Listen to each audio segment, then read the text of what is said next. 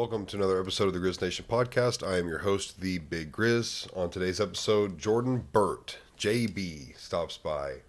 JB and I are friends from high school, and Jordan is a nurse, which I've been wanting to have people kind of in the health field, like EMTs, nurses, even like cops, firefighters, stuff like that, on the pod, just to kind of hear cool stories from their experiences and what they do to serve the community. So JB came on the pod, told us some really cool stories and how he became a nurse and just his kind of how he got into it. It was kind of a cool story. So, guys, as always, enjoy the episode. Shout out to the King's Lab for sponsoring this episode. I'll put a link in the description where you can go check them out. Use code GRIZZ at checkout, get 5% off. Enjoy the episode. See you guys. I'm assuming this is your first podcast ever. Yeah, I don't have a lot of friends. Not a lot of friends. Not a lot of friends that do stuff like this. Is it best to have all the way on, or? You don't have to wear them if you don't want to. I like to wear them so I can make sure I can hear and make sure everything sounds good. So fair enough. I'm gonna just kind of wear them like my gaming headphones. Yeah. Just like one on, one off. Yeah, that's fine. That's fine. So, the first question I want to ask you is kind of what made you get into nursing? Oh yeah, it's a great question. Because I feel like just knowing you and through high school and stuff, you wouldn't have become a nurse. Dude, that's a great question, and I love telling that story because it was because nothing else in my life was working out at the time. So Okay. It was like a backup plan. Yeah. Right. So yeah, like we got out of high school and I was going to college at Missouri State, and MSU? MSU, yeah, Okay. there in Springfield. And my original plan is I thought I was going to be a physical therapist. So went through school to do that. I got to like the last year of my undergrad, and there was a teacher that I had at the time. He was a really intelligent guy, and he actually kind of talked me out of becoming a PT or an OT because if you pay attention to stuff like that, there's basically, since they got rid of the opportunity where you can basically just get a master's degree in therapy, it kind of took the wind out of your sails, so to speak, as far as like why would you go and get a doctorate in physical therapy when you can get the same job in a master's degree? It takes you less time, less money. And he also didn't see quite eye to eye with a lot of the staff that taught on the physical therapy program at Missouri State. So he kind of talked me out of it my last year of my undergrad, right? What was he teaching? He taught a kinesiology class. So it was kind of like a lot of people that went through the degree path I did initially do one of two things, which is they either go into like, personal training type stuff, or they go on to go to like therapy. So he, my last year of my undergrad, he was like, talk me out of it. So I'm like, great, I've spent 4 years. What the hell do I do now? Right. So then different guy that I was close with, a different professor, he put me in touch with Missouri State's football team, the strength and conditioning team with Missouri State's football team. And he was like, maybe give this a shot, just see what this is about. So I spent like the last year of my undergrad interning, quote unquote, as a strength coach for the football team, to get an idea of like what the other side of that degree path would look like. And it was cool. It was a great opportunity. I learned a lot from those guys, but I also realized that working with college athletes sounds glamorous, is not what it's cracked up to be. Why?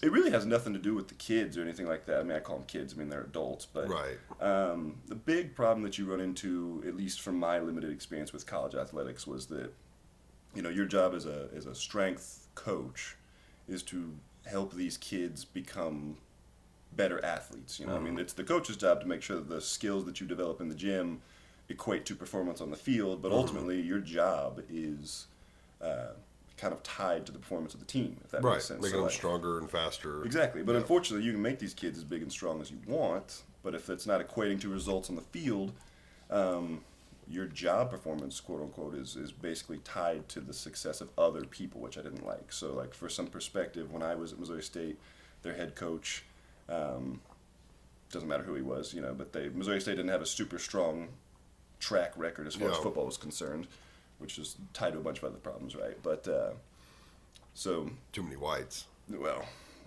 too many whites, not enough money, ain't got no money up there either. Money. So the guy that was the head coach of the football team at that time had been there for several years. The guy that I was working under was a guy named Adam Lang, super cool guy, very intelligent, had a lot of skin in the strength and conditioning, like realm. Like, he was a very intelligent guy. Went through my year there, left, and then not even a year later, maybe a year or two later, head coach Missouri State gets fired. And usually the way this stuff goes is, once a head coach gets fired, that takes out all of his staff too. Right. So, and a few of those guys are still around from my understanding. I haven't kept super close contact with it, but so that was the thing that I learned from them, was that, you can be an incredibly intelligent strength coach, but a lot of times what will happen is you'll put in 4 or 5 years at the D3 level before you get a chance to move up. But then ultimately, at the end of the day, if the team's not winning, you'll get canned and you'll lose your job. And I didn't like the idea of my job being tied to the performance of other people. I wanted to be within my control. So I went through 5 years to get a 4-year degree. I went through 2 different career paths that I thought I was going to do. Graduated with a degree and no job. Right. But wait, what was the degree in? My first 4-year degree was in exercise and movement science, which is like kinesiology, is like an umbrella. So, I graduated, had no job, no prospects. I moved home for a summer. Lived back here in Pierce City, Mo. It was actually one of my best friends at the time. He's still one of my best friends. He had kind of gone through the same dilemma I did. He was in school to be a physical therapist. And then at some point, he got talked into becoming a nurse. And I was like, and he told me, he was like, you should consider becoming a nurse, dude. And this was like the summer of 2019. And he told me, I was like, don't mind me being a nurse, dude. No way. No way. So that's the summer of 2019. Fall of 2019 rolls around. Guess who's enrolled in nursing school? Yeah. I mean, so it took one summer. I decided to, because I had nothing going on. The way he broke it down for me was, there's a lot of different areas you can work in, specialize in X, Y, Z. You work, full time for most areas of nursing is going to be 3 days a week, 12-hour shifts, which is fine. So you work minimal days, maximal hours. And the money comparatively for nursing, healthcare in general in Southwest Missouri is not great, but there's always opportunities to make more money if you wanted it. So he was like, and you'll still get to do cool stuff. You'll get to help people to a degree, which is also something I wanted out of a job. And he knows me better than I know me, so he was like, you should just try it. I was like, yeah, you're an idiot. And then here we are. No way I'm going to be a nurse. No. And so then, so I just started the program that I went into in the following year of 2020, January, that following spring is when I started. Graduated in 21 with another degree in nursing, and then started at where I'm at now in the summer of 2021. And getting the degree with the, what's it called? Kinesiology. Yeah. That had to kind of bump you along in the nursing, right? Like, some of that has to overlap. Yeah, absolutely. So, I mean, a lot of the basics they cover in nursing school were there already, like anatomy, physiology, and stuff like that is pretty consistent, because what they did a lot in my first degree, which was really useful, was they kind of presented the concept of exercise in terms of like a disease process, which is, it sounds like negative, but it's exercise introduces a certain stress to the body, right? And so it's, it would cover a lot about how body would respond in XYZ, which is similar to, what happens when you get sick, for instance. Right. It's just I guess you would say a calculated sickness, right? Right. With the end goal of a certain amount of thickness, which is, right. When you're sick, though, it's just get better, but... So some of the classes, like, you didn't have to take again because you'd already taken them. Yeah. So that did help, and the program I went through Cox College actually was an accelerated bachelor's program. So it basically took what you would amount to your core work for the bachelor's program in nursing and basically condensed it, so you get it done in 4 semesters as opposed to it would normally be 8 semesters. 8 semesters, yeah. So it basically cut out all the filler, gave you credit for all the stuff you already had done, and then basically just made you take the core required class, and then you graduated at the end of the 16-month program with a second bachelor's degree. So you took it through Cox Hospital? Well, so Cox College is like an affiliate of Cox Health System, but it's like a private nursing school, but it is affiliated with the Cox Health System. How'd you get into that?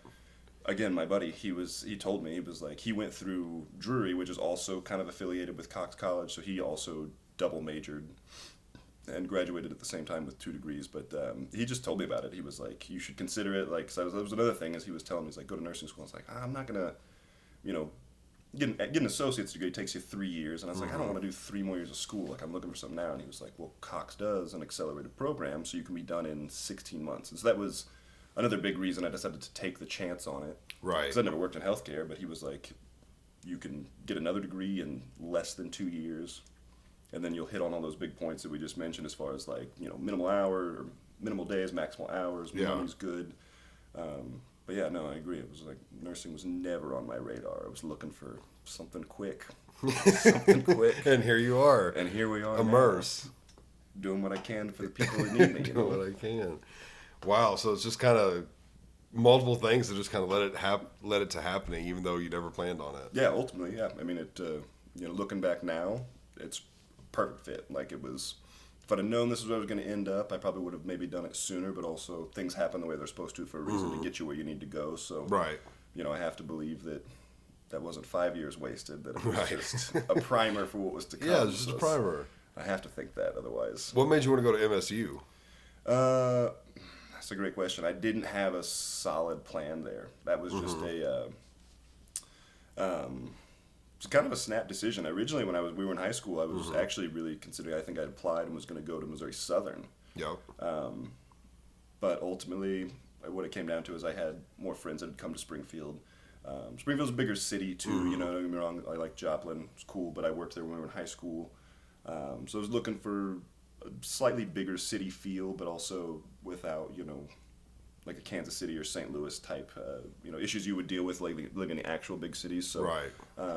You know, I had buddies that lived up there. At the time, I was living with a couple other guys who went to high school with Nick and Seth. They lived in Republic, so it was just an easier transition for me to move, you know, east as opposed to going to Joplin. Right. That makes sense. So, and ultimately, like I said, it was good. Like they had a great kinesiology program. Like it was very, again, when I was thinking that's what I was going to do.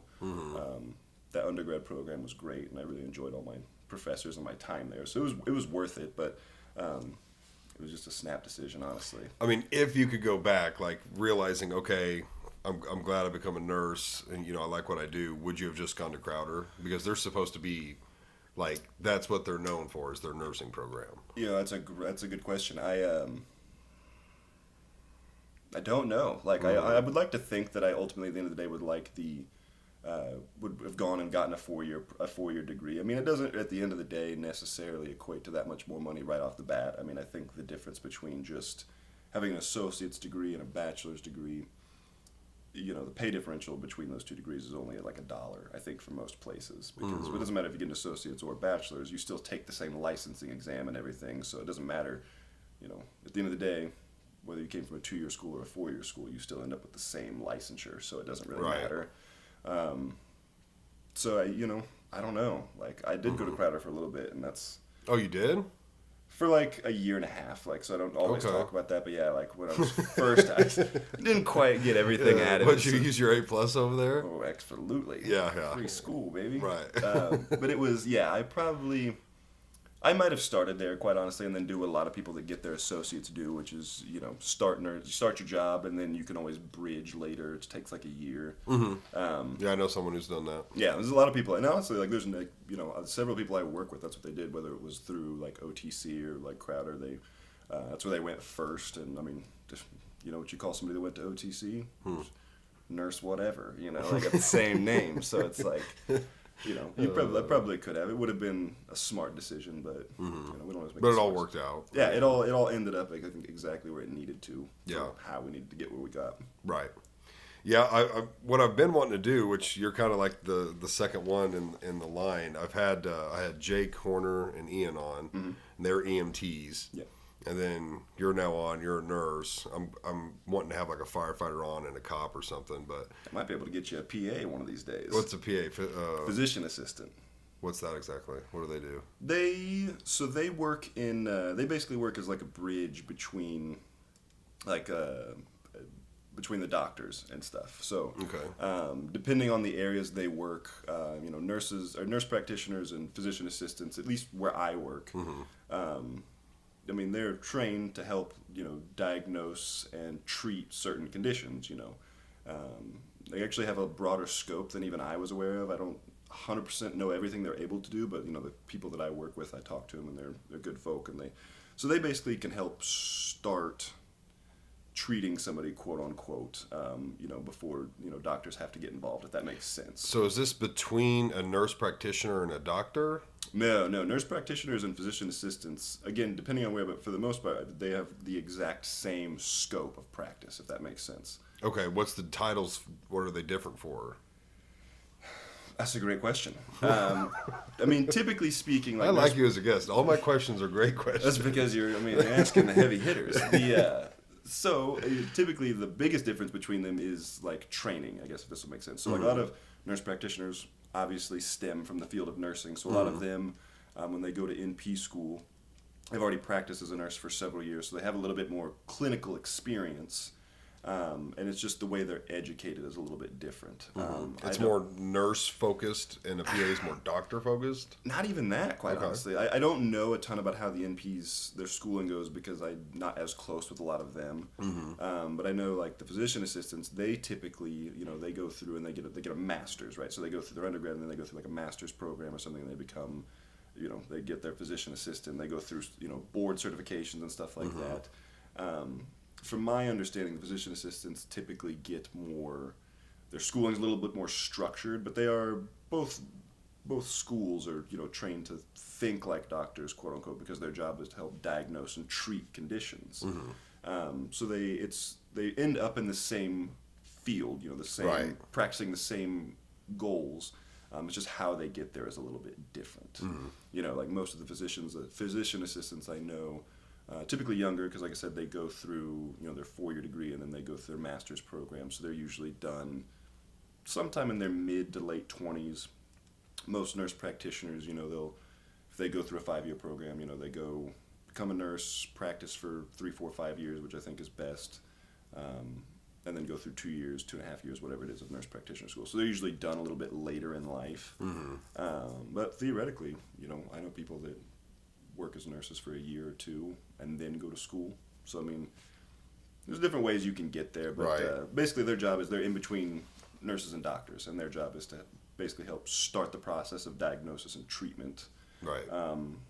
And then basically the doctor's jobs at that point are to review everything they've done and then decide if there's any additional testing or XYZ that needs to be done. But a lot of the best mid-levels, we call them, because what they are, they're like right mid-level, they're right between us.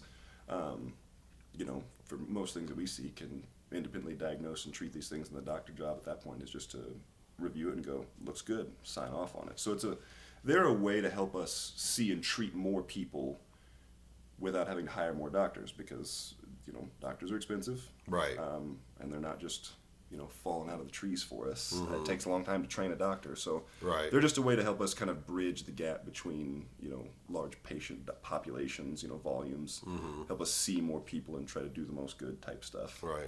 I personally know one person out of all the friends, acquaintances, family members that I have that's going to school to be a doctor.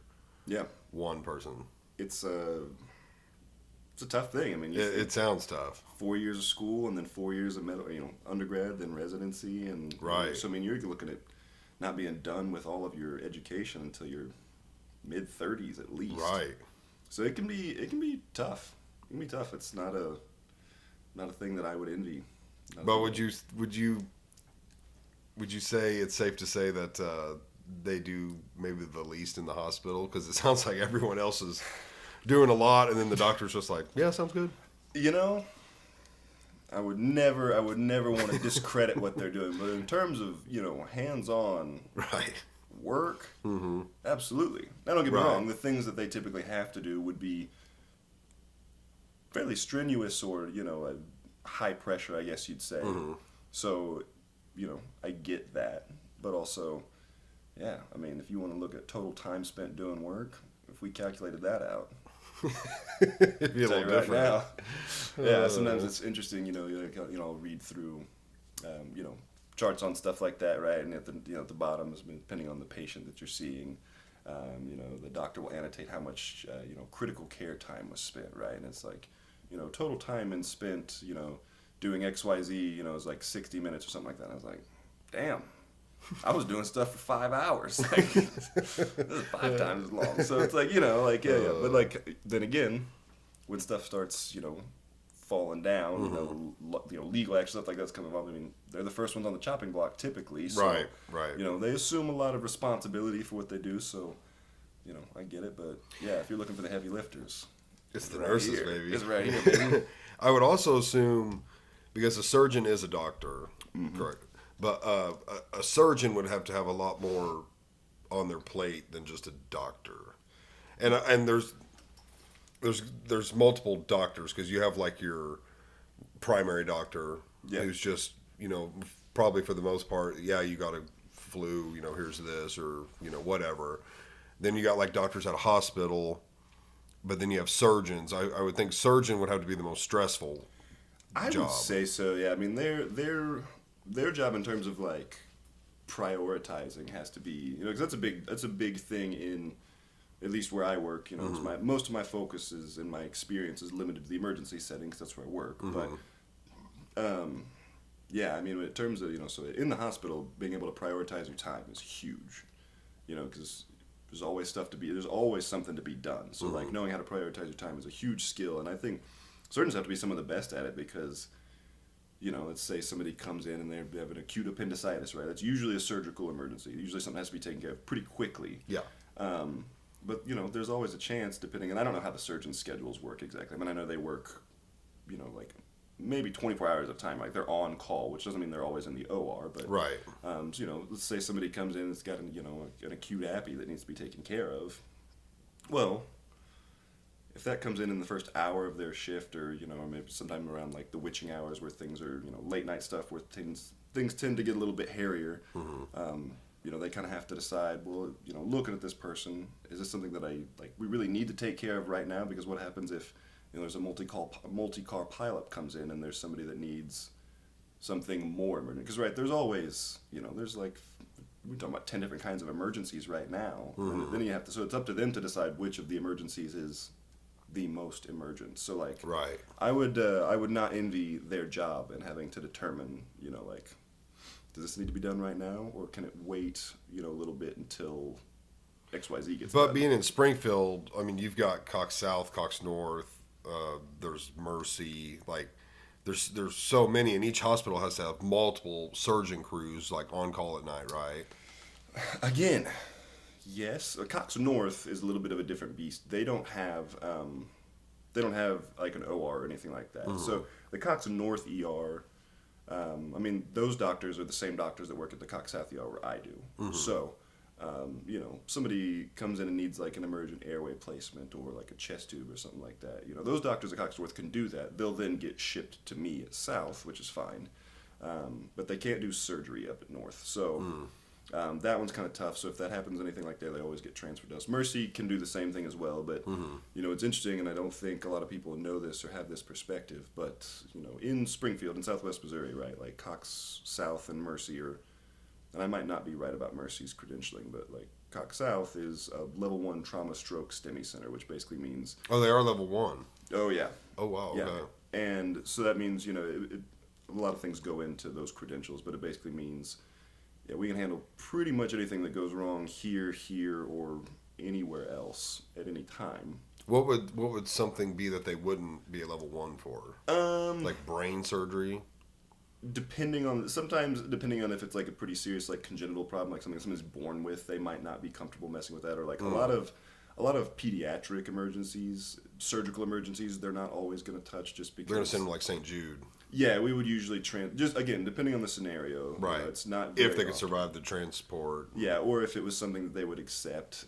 So it's I could probably count on 2 hands maybe the number of times in the 4 years I've worked at that we've had to transfer like a kid. We just don't do it that often. Right. Most of what we see we get, but people don't always have this perspective. But like because of those credentialing, it's not just Southwest Missouri that we take care of. I mean, we get people from Northwest Arkansas, Oklahoma. People get transferred to us from the 4 states area all the time. Yeah. So yes, we do have like backup surgeon teams on call and stuff like that. But I mean, sometimes even we get overrun. You know what I'm saying? Like.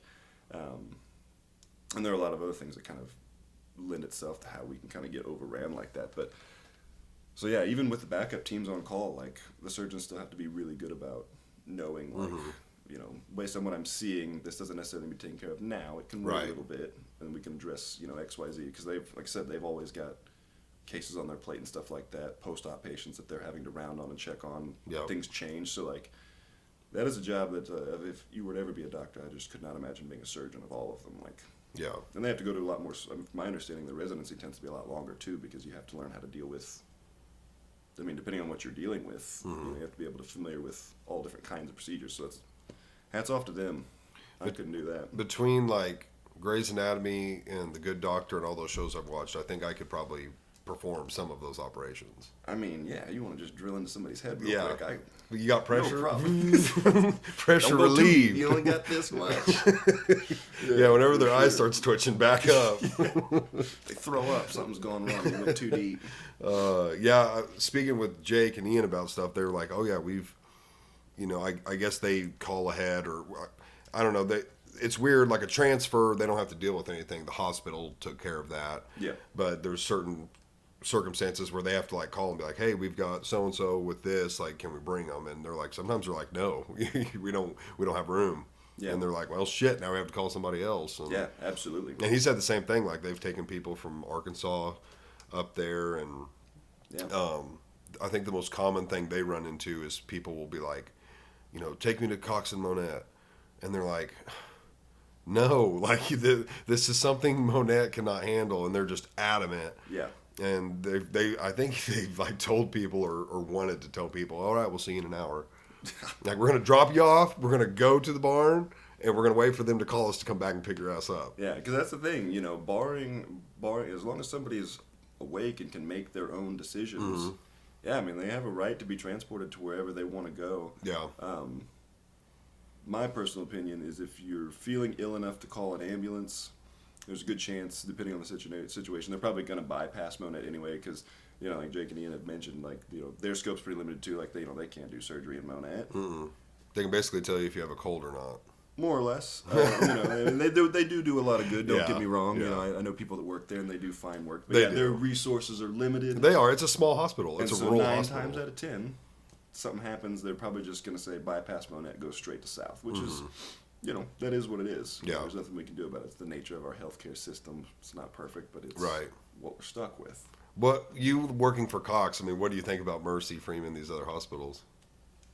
You know, honestly, I'm a big Freeman guy. Freeman, I was a transporter at Freeman for that summer that I moved Oh, home were and you? didn't have anything going on in Yeah. my life. I worked at Freeman. Did you? I was a transporter, yeah. Yeah, I do like Freeman. Yeah, I mean, my experience, like I said, I only worked there for a summer, but I think didn't they're mind level it. 2. Like, yeah, they're like a level 2, something like that. So it was, they're not a bad facility. They're just, you know, step above Monette, right? Just in terms of their resources. But yeah, we get transfers from Freeman all the time Yep. too, and usually, you know, from the experiences I've had receiving patients from that have come from Freeman, like I've had positive experiences with them. People that have come from there have said, you know, they've been liked that, you know, staff was good. They did everything they could do, and they obviously just had to be transferred. But Yeah. Mercy's a little different. I've heard Mixed reviews. more right? negative about Mercy. Yeah, and I have a tough time speaking on Mercy because I've never been there. I know people that have worked there, and I have family that have, you know, received a lot of their care through Mercy.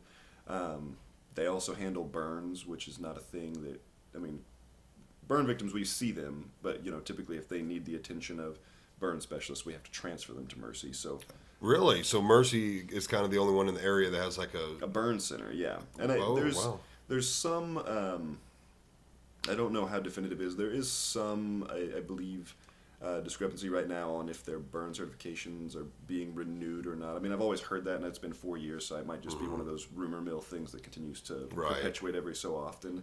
But yeah, they have like a, you know, burn specialty team. You know, the surgeons that are like trained specifically to deal with burns and stuff like that. You know, I've seen burn victims at Cox South, but it's one of those things that if they're needing significant resuscitation from the burns they've received, we're going to have to transfer them. It's just not something we do with any regularity, and our surgeons are. I got 2 things on the burns. Yeah. I don't want to forget either, so I'm going to mention them both real quick. Why would Cox, I'll start with this, why would Cox not have a burn unit? And then I just want to hear some stuff about burn victims. But do they not have, does Cox not have one because it's like, well, Mercy already has one, and like there wouldn't be enough to justify having one? I think so, and I would have to do a little more research myself, because one of the physician assistants I work with in the ER, he worked on the burn unit at Mercy, and so from my understanding, like, yeah, getting a group of, you know, providers and then creating, an environment that is conducive to healing with burns, because they need a lot of specialty attention. Yeah. Right? It would be not necessarily super feasible for Cox to do that. One, because Mercy's already there and established. So a big thing that I think is just logistics. Like, we also don't necessarily see a huge amount of burn victims. Like, I couldn't tell you. Because they're probably already going to Mercy. Probably, so that would be a thing. Like, I couldn't tell you, I guess, like the percentage of like burn victims that arise from Southwest Missouri. My perspective is it's relatively low. So it's like, do we really need 2 burn centers in Southwest Missouri? It's kind of already a niche thing. So it's like, since Mercy's already there, I think that's a big reason Cox doesn't do it. And being around, because I did a ride along with the EMT, with that ambulance barn, and the EMTs seem pretty smart when it comes to, this is what you're experiencing, this is where you should go, where do you want to go? Yeah. And so I'm sure all of them in our local area are like, you've been burned I've been burned very badly. It's coming off of me every day. And they're probably like, we should just take you to Mercy. Yeah. So they're not going to Cox South, because I would think most EMTs are like, we're taking you to Mercy. Yeah. Yeah, and I would say that's probably pretty accurate. As I'll tell you just right now, the only times that I've seen like burn victims that needed the attention of like a burn specialty place, right? And this was like 4 years ago. Like, I was brand new. I was still I was still orienting, so I wasn't even, I had I had this old lady that was following me. She was following me around everywhere and showing me how things are done. And we got a, and I won't go into specifics because I don't want to. Right. Yeah. None of that. There was basically a group of people. There was a big house fire in Springfield. There was a group of 5 individuals that were that trapped in this fire. Trapped. Yeah, and they were. One of them was an older person. 2 of them were younger people. But there were 5 people total. Well, 2 of them just got taken straight to Mercy because it was known they needed to go there. But those 2 people were requiring so much attention that Mercy had to actually divert the other 3 to us. Damn. And it was tough. I mean, one of the people did not survive, to my understanding. The other 2, we did manage to stabilize them enough to then transfer them to Mercy. And that was kind of a situation, they came to us because, Mercy's already taken care of 2. Right. They can't handle anymore. They can't handle anymore, so they basically turfed those other ones to us so that we could, do what we can in the emergency setting to stabilize them, quote unquote, kind of give Mercy time to take care of what they were doing so that they could accept our 2 transfers later instead of taking 5 straight from the field. So those are typically the situations that they would arise where they would come to us. It's just like, Mercy's already kind of stabilizing something, ship them over to us to give us time to do what we can. Which you guys aren't. I mean, you're not a burn unit, so you're not like sitting there scraping them and. No. You're just trying to get the pain. Yeah, managing pain, emergent airway stuff, starting, fluid resuscitation, because that'll be a big thing for burn victims. Which how is that when the skin's charred? Tough. Yeah, it's tough. Quite honestly, there's a lot of these burn victims. There's a way to calculate, based on their percentage of burns about their body. Roughly the volume that they're going to need of fluid resuscitation, and because it's literally like burned water out of them. Yeah, I mean, it dehydrates their skin. It's a mess, and I'm not even great with even talking about it because I know this much about burns. Right. Only what I've seen, and it's like it's got to be gruesome. Those were definitely gnar. They show up. Those were gnar. Those were gnar. They show up. Are they medicated at that point? Has the paramedic been able to medicate them? Because I can only imagine, we've all been burned. Hell, I have a burn here that actually looks really good now, but we've all been burned. But I'm imagining 50+% of you has been fucking cooked off. It has to be a pain that's unimaginable. Yeah, I mean, I'll be honest. The people that I saw, they actually also had because you think about this. Whenever you have that significant amount of burn on your body, you're also probably going to have potential airway compromise too. So these people that we had, really, I wouldn't. Yeah, with smoke inhalation, stuff like that. Heat, you're going to go down. I mean, you're going to burn, your airway too. So it's always literally inhaling the hot air. Yeah, hot air, smokes. I mean, that'll damage your airway too. So these people, we intubated them almost immediately. Oh, so they're just out. Yeah. So I mean, now don't get me wrong. There's, probably still uncomfortable. Some of that fire is where it's going to burn nerve endings. So depending on how severe it is, but there's going to be a fair amount of discomfort. So it's, and that's again, why we get them out of there because it's between, adequately resuscitating them, managing their sedation, and then when it comes to the long-term stuff like skin grafts that they need for healing and wound debridement, like it becomes a very in-depth process. Right. Which is, yeah, like I said, Cox is not equipped to handle, at least, just in terms of what we've already got established. So, because I've heard with burns, like pain, excuse me, pain medication doesn't do a whole lot with burns. I don't know if that's true or not. I've just heard that. I would have to look into that too. I mean, I would imagine, yeah, to a certain degree. Like you almost just got to put them under. Gonna have to, yeah. I mean, from what I've seen on medical dramas, like that's the thing. Medical dramas. Shout out Grey's Anatomy. Hey, I was thinking House. Oh, I love House. That is my favorite doctor show. That's a good one. That's the best one. What was I gonna say about that? Not House, but I can't remember now. I know we've talked before in the past, I think while playing Fortnite or something, about you possibly wanting to do like a helicopter nurse type. Flight nursing. Yeah, Flight nurse, okay. That's pretty interesting too. That's, so flight nurses, a typical crew, on a helicopter, right? You'll have your pilot who usually has no medical training, like no formal medical training. Right, they're just they're flying just the plane. they're just the your fly helicopter, guys. They got stick in hand and they're getting you where you're going. Right. And stick in hand. Then you've usually got a registered flight nurse and then also a paramedic too. Mm-hmm. And interestingly enough, they both have they have a different license, quote unquote. It's a paramedic versus a nurse, but they typically function pretty much the same. I mean, they're both trained in like intubation, like advanced airway placement, chest tube placement, like needle decompressing, criking somebody if they needed to. So they actually get quite a bit of advanced critical care training, and then have like these big umbrella protocols that they operate under. So it's, but they still are given a pretty fair amount of autonomy. After speaking with some paramedics, because those two are just EMTs. After speaking with some paramedics, it's like damn, they can do quite a bit. I mean, they're basically like the nurse or doctor in the field. Like they really are. It seemed like it's probably less schooling and more training. 100%. I would say, but it's like, hey, I'm your best option out here. Exactly, yeah. Because like we talked about earlier, you don't have just doctors that you can just throw out on trucks. So yeah, right. A lot of those guys, they get a certain amount of formal schooling, and then they get a lot of on the job training and stuff like that too. Because they're allowed to push drugs and do all kinds of things that like I don't know if nurses could do, but. No, I'm not licensed to do so. I mean, I get orders to give medications. 100% I can do that. And you watch enough of this stuff, and of course everyone thinks, yeah, I could intubate somebody. Bro, they were showing me on the truck because I didn't even think about them being different sizes. I don't know if they're the same in the hospital setting, but yeah, different size ET tubes, right? I had no idea. They're like, oh yeah, like this is the one for someone who weighs 60 to 100 pounds, and they showed me like.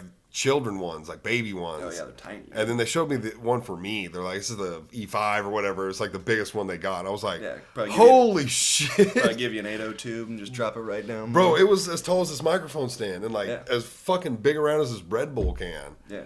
And I was like, holy shit. How do you show you the rectal tube? The rectal tube. I asked him, I was like, how would you get that to go down?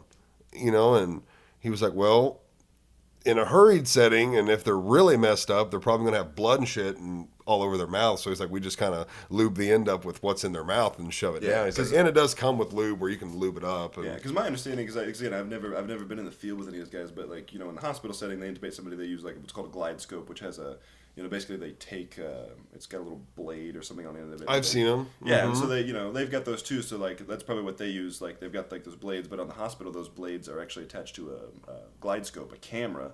So whenever you actually open their airway, it's crazy. The doctors aren't even actually watching here where they're watching the screen. They're watching their screen, and I've watched them do it. Like I can literally you see their vocal cords, and then you watch this tube just slip right down past it. But understanding in the field is they don't usually have those, so they're usually a lot of direct visualization. Is that right? From what I understood, just talking to them about it, I don't even think they had one of those things like where it would, like you say, it's got like the hook and it probably presses the tongue down, just opens shit up. Yeah, and you pull I don't even think they have those. It's literally just this big dildo looking thing, and they just shove it down their throat. Well, if Now I I'm was, sure they're if I very. were them, I'd go to their nearest hospital and get them hold of a Mac for something or another. And they Open might, things he up. might have had one in there. He just didn't pull it out. But I got the vibe where it's like you just take it and stab their face and get it in their Well, throat. As long as it gets them, as long as it holds them till they get where they're going. Right. Because there are other airway adjuncts you can put in that besides just dropping an use something. There's something called like an LMA. I don't know what it stands for exactly, but it basically looks like a scrub brush you use to clean your sink basically. And that thing basically doesn't go down all the way into your airway. It just basically sits right over the opening. So it's basically for those people that you like can't get intubated in the field. You can put one of those on, and it'll. It's a tiered thing, right? Like, obviously, the best thing would be having a tube down there, but the next best thing is just at least covering the hole where the air goes in, so then at least you're, limiting stuff like that. So there's... Which I imagine waking up with that in. You're not gonna like I mean, you're probably still medicated and kind of woozy, but it has to be terrible. How would you not wake up and instantly start gagging? Are you just so medicated? They probably would, yeah. So again, in my... Like in the hospital, I'm saying, because I've visited, sick, dying people, and like they're tubed and... So from where I work, we don't let them wake up. Like our job down there, like once it's determined we've intubated somebody, we're securing those systems. My job is I keep them sedated. The whole, because there are situations like in the ICUs and stuff where they will allow people to wake up off the sedation and have the tubes in place. I mean, they give them medication, I think, to help keep them relaxed, but they can be conscious and looking around. That have to just be uncomfortable and terrifying. Very much so. Yeah, I would have to imagine. Just having a tube down your throat. Yeah, and situations like that, I would have to think it would be like, like critical stroke patients and stuff like that. At a certain point, you want to see like how much neurologic function they have. Right. But so you don't want want to to wake them up to see. Exactly, to see, like, are you able to, like, follow commands and stuff like that? How much are you comprehending, but you also don't want to run the risk of extubating them before they're needed to. So a lot of times you give them a little sedation vacation, quote unquote, see how they're responding neurologically. Are they opening their eyes? Are they looking at you? Are they following commands? But you don't want to take the tube out yet. So it's like, that's usually one of the last things to go once, they're like, have to make sure that you're able to do stuff before they take those things out. But, yeah, I could not imagine what it would be like to wake up with that. I couldn't either. One of the paramedics I spoke to, he also works in Arkansas, and they have different rules down there. Yeah. And he's like, their rules are so much better for paramedics and EMTs. Because he said down there we can give them, I know he said they can give paralytics, and I believe they can also put them under. Whereas here, at least, I don't know if this is the whole state or the area or how it works, but they can't give them stuff like that. So he's like, because I asked him, well, how are you going to intubate someone like if they're awake but need to be intubated? He's like, I can't. Like, you will gag. You won't let me put it in. But he's like, down there, I'll just make it to where you don't even know what's going on. So he's like, and typically... Because he said for a little bit they were allowed to just give a paralytic, or I don't know if I'm saying that right. Yeah. But he's like, a lot of people would freak out because you're fully conscious but totally paralyzed. Yeah. And so he's like, people didn't really like that. So he's like, we would push the med to make them go unconscious, then push the paralytic. They would go out and we could put it in. But he's like, up here, he's like, you have to just pass out on your own. Yeah, and that a lot will have to do with, so like, for instance, like for like Cox Health System, right? Like, it's not even like a hospital, like the hospital policy thing. What it is a lot of these healthcare systems will have a doctor who is over their emergency medical staff, and what he does is he writes. That's what he said. Yeah. Yeah, he writes protocols for them. Yep. So like in this situation, you can do X, Y, Z, and that's where it kind of leaves them. They're given basically the tools. Like, here's what you do. But sometimes, as we find, like, not everything is perfect. So whenever things like that arise, but. Yeah, it's interesting to me. Because our crews, to my knowledge here, like the Cox crews, like they're able to, they can do that. They can sedate and paralyze, which is nice. But well, the hospital is probably a lot different. But he was saying because he's a paramedic on an ambulance, he's like, the guy who writes our rules, he's like, they don't let us do that here. But he's like, in Arkansas, I can do it. Does he work for Cox here in Springfield? No. Okay, that works out of Monad. Oh, out of Monad. I was going to say Barry Lawrence County. Barry Lawrence. Okay, I was going to say because the Cox EMTs that I work with that work in Springfield can do that. Like, they bring people in all the time that they've said I had to give them, the list, the Paradise Oh, and okay. the sedative. They must get to work under different rules because they're probably under the hospital. No, like they all fall under the purview of whatever medical director. Like, Oh, like they don't fall under Cox's medical director. yeah, Okay, that's what I'm saying. Oh, sorry. Here's the confusion. Barry Lawrence County ambulance. yeah, okay, that's They are yeah, not- they're yeah. medical, yeah, they're Yeah. medical directors. That's, Right. That's where it is. Okay, That's the yeah, difference. Now Yeah, I'm with you. Yeah, when I said Monette, you were assuming. I was Cox. thinking, yeah, still with Cox, but yeah, I don't even think they have an ambulance. I could be wrong, but Barry Lawrence County does all of their stuff. all their transport So stuff. yeah, That makes sense to me. yeah, It was like I said, nobody's perfect because I mean there are certain things that like that yeah the Cox like the EMTs in Springfield like the medics in Springfield aren't allowed to do just because Mm-hmm. you just start getting into like sticky situations. Yeah. If you give somebody an inch, they'll take a mile, and I'm not saying I would never accuse anybody of like taking advantage of things like that, but Right. yeah, if you start giving too much leeway, then that's where mistakes can start happening and Mm-hmm. stuff like that, and so like. Again, that's another job I wouldn't want to do is working out in the field like that. Like, because even though Right. they're given, things to follow, you're always going to find a situation where you're like, is it this or is it this? And then like, what do you do? Mix Make 'em. the best decision. Yeah, mix them together, mash them up. Just Try pull one, one and and if it pull doesn't work, try the other one. try the other. Yeah. Have you been in any like surgeon settings? Like where you've been in a surgery or seen anything like that? I mean, I've taken people straight to the OR, but usually once I get them across the threshold into the operating room, they no longer want. Things are pretty compartmentalized at the hospital, quite honestly. It's never been like, get in here, hold this guy's leg. No. Nothing like that. No, I mean, I might hold the leg on the way there, but like I said, once I get in. Put this on. Yeah, here goes. You got that? They're toes too. You know what I'm Right. saying? But yeah, no, they're pretty compartmentalized. Like, and again, like I work not necessarily side by side with, but I interact with the surgeons fairly often, the trauma surgeons anyway, and they're all very different people. I mean, certain characteristics are the same between surgeons, but they all operate a little bit differently, and so like I would not envy being the staff in there with them because then you have to remember like how everybody likes to operate and what tools they like to use and how they like things set up. And it's like, dude, I'm just an ER nurse standing there with my dick in my hand, just waiting for them to tell me what to do. And usually Right. what they're telling me to do is get the hell out. Right. So I'm like, happy to Get do out. so. What made you go into the ER setting? Because there's, like you said earlier, for nurses, there's so many different settings you could go into. I mean, I feel like there's the hospital itself, there's the ER, there's You can go to nursing clinics, and delivery, urgent cares, labor and delivery, yeah. like your primary, where it's just like a doctor's office. Like there's so many different ones. What made you choose ER? Well, it was my friend that got me into nursing. That's where he started. This And guy needs to tell you how to do everything, like usually where to does. invest. And He really is running my life at this point, whether he knows it or not.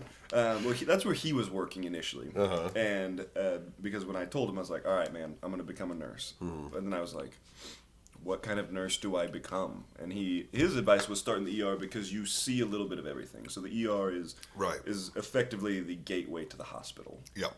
I mean, you basically don't get admitted to the hospital unless you've come through the ER, and that's where they would come from. So he's like, you'll see a little bit of everything. Like you'll see.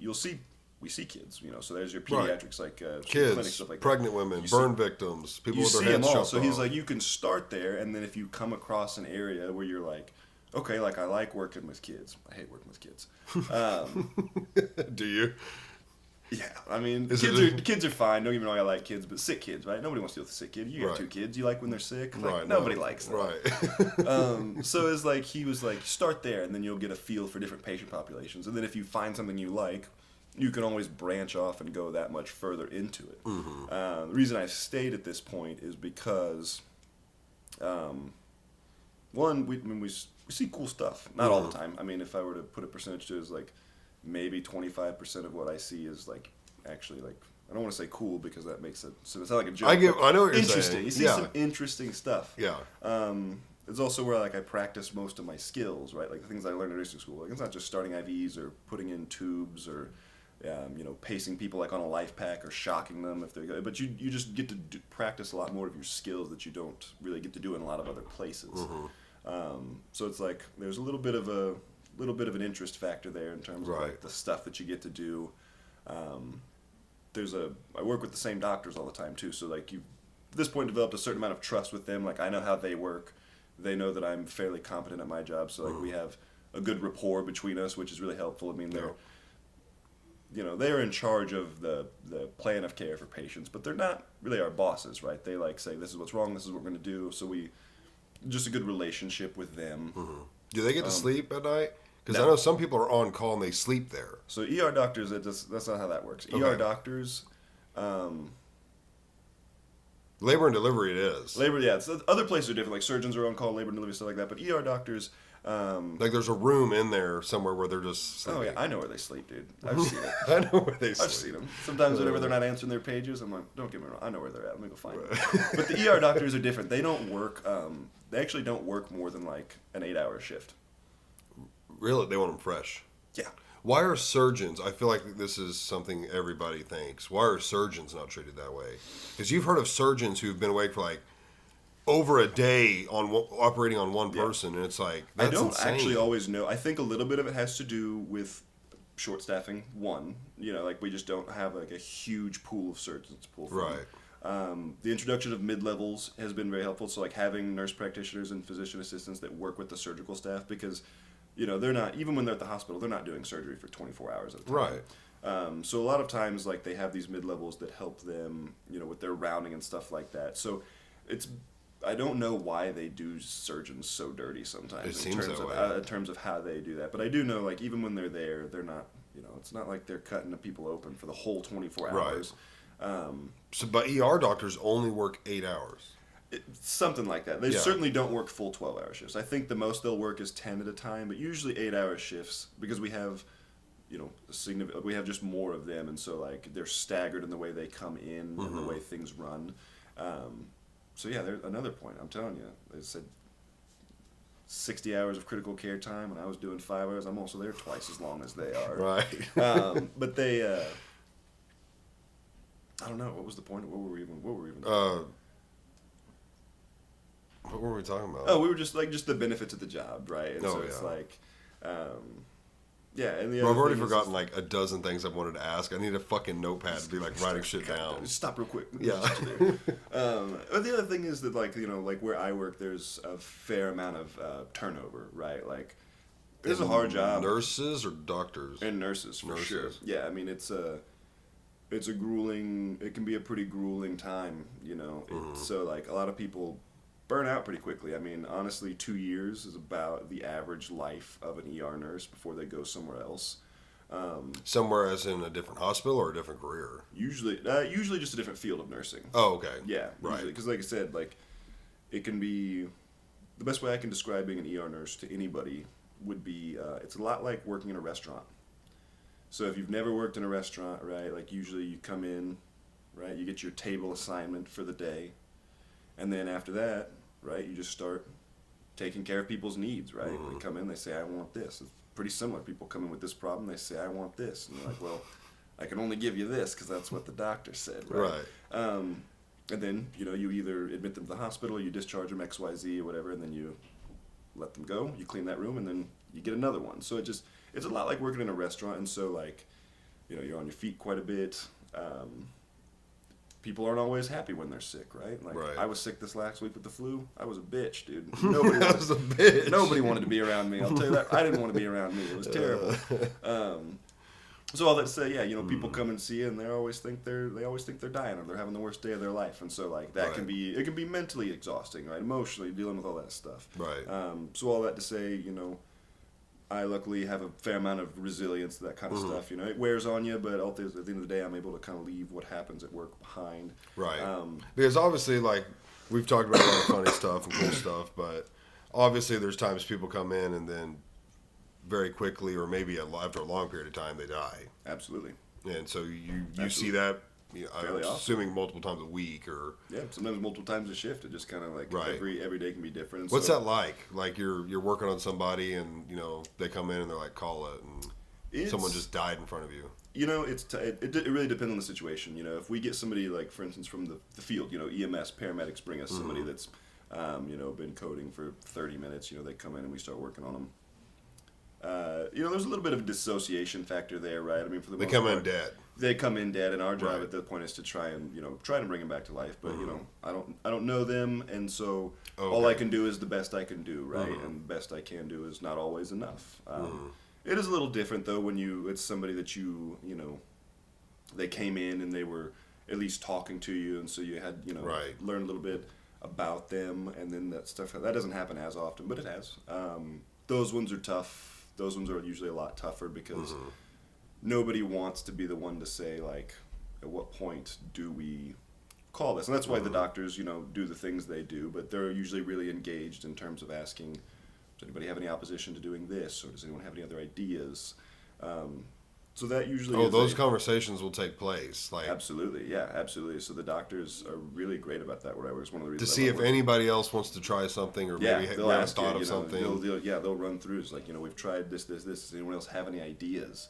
Usually we're like, no, and then they'll like, okay, well, if we don't have any, meaningful return of whatever, then on this next round or something, we'll say let's just call it then, or sometimes the family plays a difference too. Whether they want you to keep going or quit. 100%, yeah, absolutely. And sometimes even though we don't see any meaningful chance that this person will make it, a lot of times we will hold off and let the family come in and see them, and see this stuff happening to understand that we're giving it the absolute maximum effort that can be given. Sometimes it's therapeutic for family to be able to see, even though That you're trying. that we're trying, and that sometimes they'll be the ones to say, "Stop this." Yeah. And I always have a lot of respect for people like that, because in layman's terms, not everybody understands everything that's going on, but I always have a lot of respect for family that can come in and take a look at the situation and grasp what they're seeing and recognize that there's no meaningful chance that anything's going Right. to change. Those people have a lot of respect in my book. It's still tough.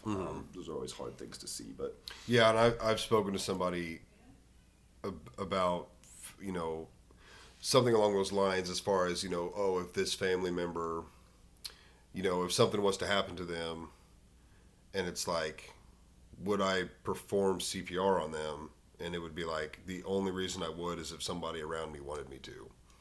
Because they're like, you do not understand what it takes to recover from CPR if it's done properly. Absolutely. And you're 80 plus years old. Like, you're not going to be good on the other side of it if I get you back. Yeah. And you've already got this, and this wrong with you. Like, do you want to be 80 plus with all of these illnesses, have to recover from me breaking your sternum and ribs, to maybe get a year of life. Exactly. Absolutely. And he was like, the only reason I would do it is if other people were around and wanted me to. He's like, Yeah, if it wasn't for that, I wouldn't even do it. Absolutely. And it's Because like people don't think about like the aftercare in the moment. Yeah, and that's It's something like, we just was get him back respectful now. too. And then you have to be like, dude, this guy's got like a fucking year of hell ahead of him. And he's in his late 70s, so what, you're going to give him a couple years and one of those years is going to be shit? Yeah, and sometimes even on the other side is sometimes with the younger people, like we get you back. Sometimes depending on how long this process has been going on, even if we restore your body's natural circulation, like if your brain has been deprived of oxygen for it's like for certainly less than 10 minutes or so. Yeah. Like, even if we restore your physical functionality, like if the chance of you having like an anoxic brain injury, we would say. So it's like, even if we restore all this, are you the same? You might not even be the same person that comes out on the other side. Right. So that's again another reason, like, I wouldn't want to be the one making those calls, and the family that can make those calls and be comfortable in what they've done. Those are rare people for sure. I think those are definitely conversations, especially like older people, married people with their spouses, or just someone old enough, like, your age, you could tell, your parents or whoever, like, hey, if there's a chance I've went 20 minutes without oxygen, I don't want you guys to keep trying, because if you get me back, I'm going to be brain dead. And then where's the quality of life? Yeah, that's the biggest thing. Like, quality of life is huge. Yeah. Because it's not an uncommon thing. I've seen it before where, these people have these real complex histories like that. They come back and they have, some kind of major disability that caused them to get kicked to a nursing home. And then, nursing homes do provide great care in some situations, but nobody's perfect. So I've seen plenty of people that come in from nursing homes that it look like they've rolled through their own shit for 3 days and nobody's done anything for them. And so it's like, you know, that's very low quality of life, even though they're still alive. And it's like, is that really what they wanted? Yeah, that's a good conversation to have with people, because it's like, okay, you didn't even save that person, because like that person's really no longer in there. Yeah, you know. Yeah. I encourage anybody to have those conversations with their loved ones and stuff like that, just so everybody's on the same page. You know? Right. At the end of the day, we only want what's best. You know, we only want to do what people want us to do. And you know, we'll give it our greatest effort. But have you ever come across a DNR? Oh yeah. Because I've also heard like you can't just be told they have a DNR. You have to have the fucking paperwork. We gotta see it in front of us. Okay, that's happened. Yeah, absolutely. And there was actually a time I can think of, again without any specifics, there was somebody that had come in, and our ER doctor, took a look at him and was like, "This looks like it could be bad. Do they have a DNR?" Because they were an older person, so it's just I feel like an easy question to ask because, like I said, we start going through the process of saving this person, then what are we really saving? And the EMS crew that brought them in was like, the facility gave us this paperwork. We didn't see a DNR in there. They said they had one. And the ER doctor looked at me and was like, "Call them." I said, "No problem." So I start making phone calls, and I'm keeps getting told the same thing. I talked to like 3 or 4 different people, and they're like, "Yeah, they've got a DNR." And I was like, "Well, I need a copy of it." And they're like, "We can't find it." And I said, "Well, I'm gonna need you to find it because I need it." You know what I'm saying? This is our healthcare system. Yeah. And it says they got one, but we don't know where it's at. After about 45 minutes, maybe to an hour on the phone of playing phone tag, I finally got a hold of somebody that was like, "Yeah, I've got a copy of this." And I said, "I need you to get me that as soon as humanly possible." And they were like, "Well, I mean, it'll take me, it was like however long to get there." And I was like, "Send me a picture of it."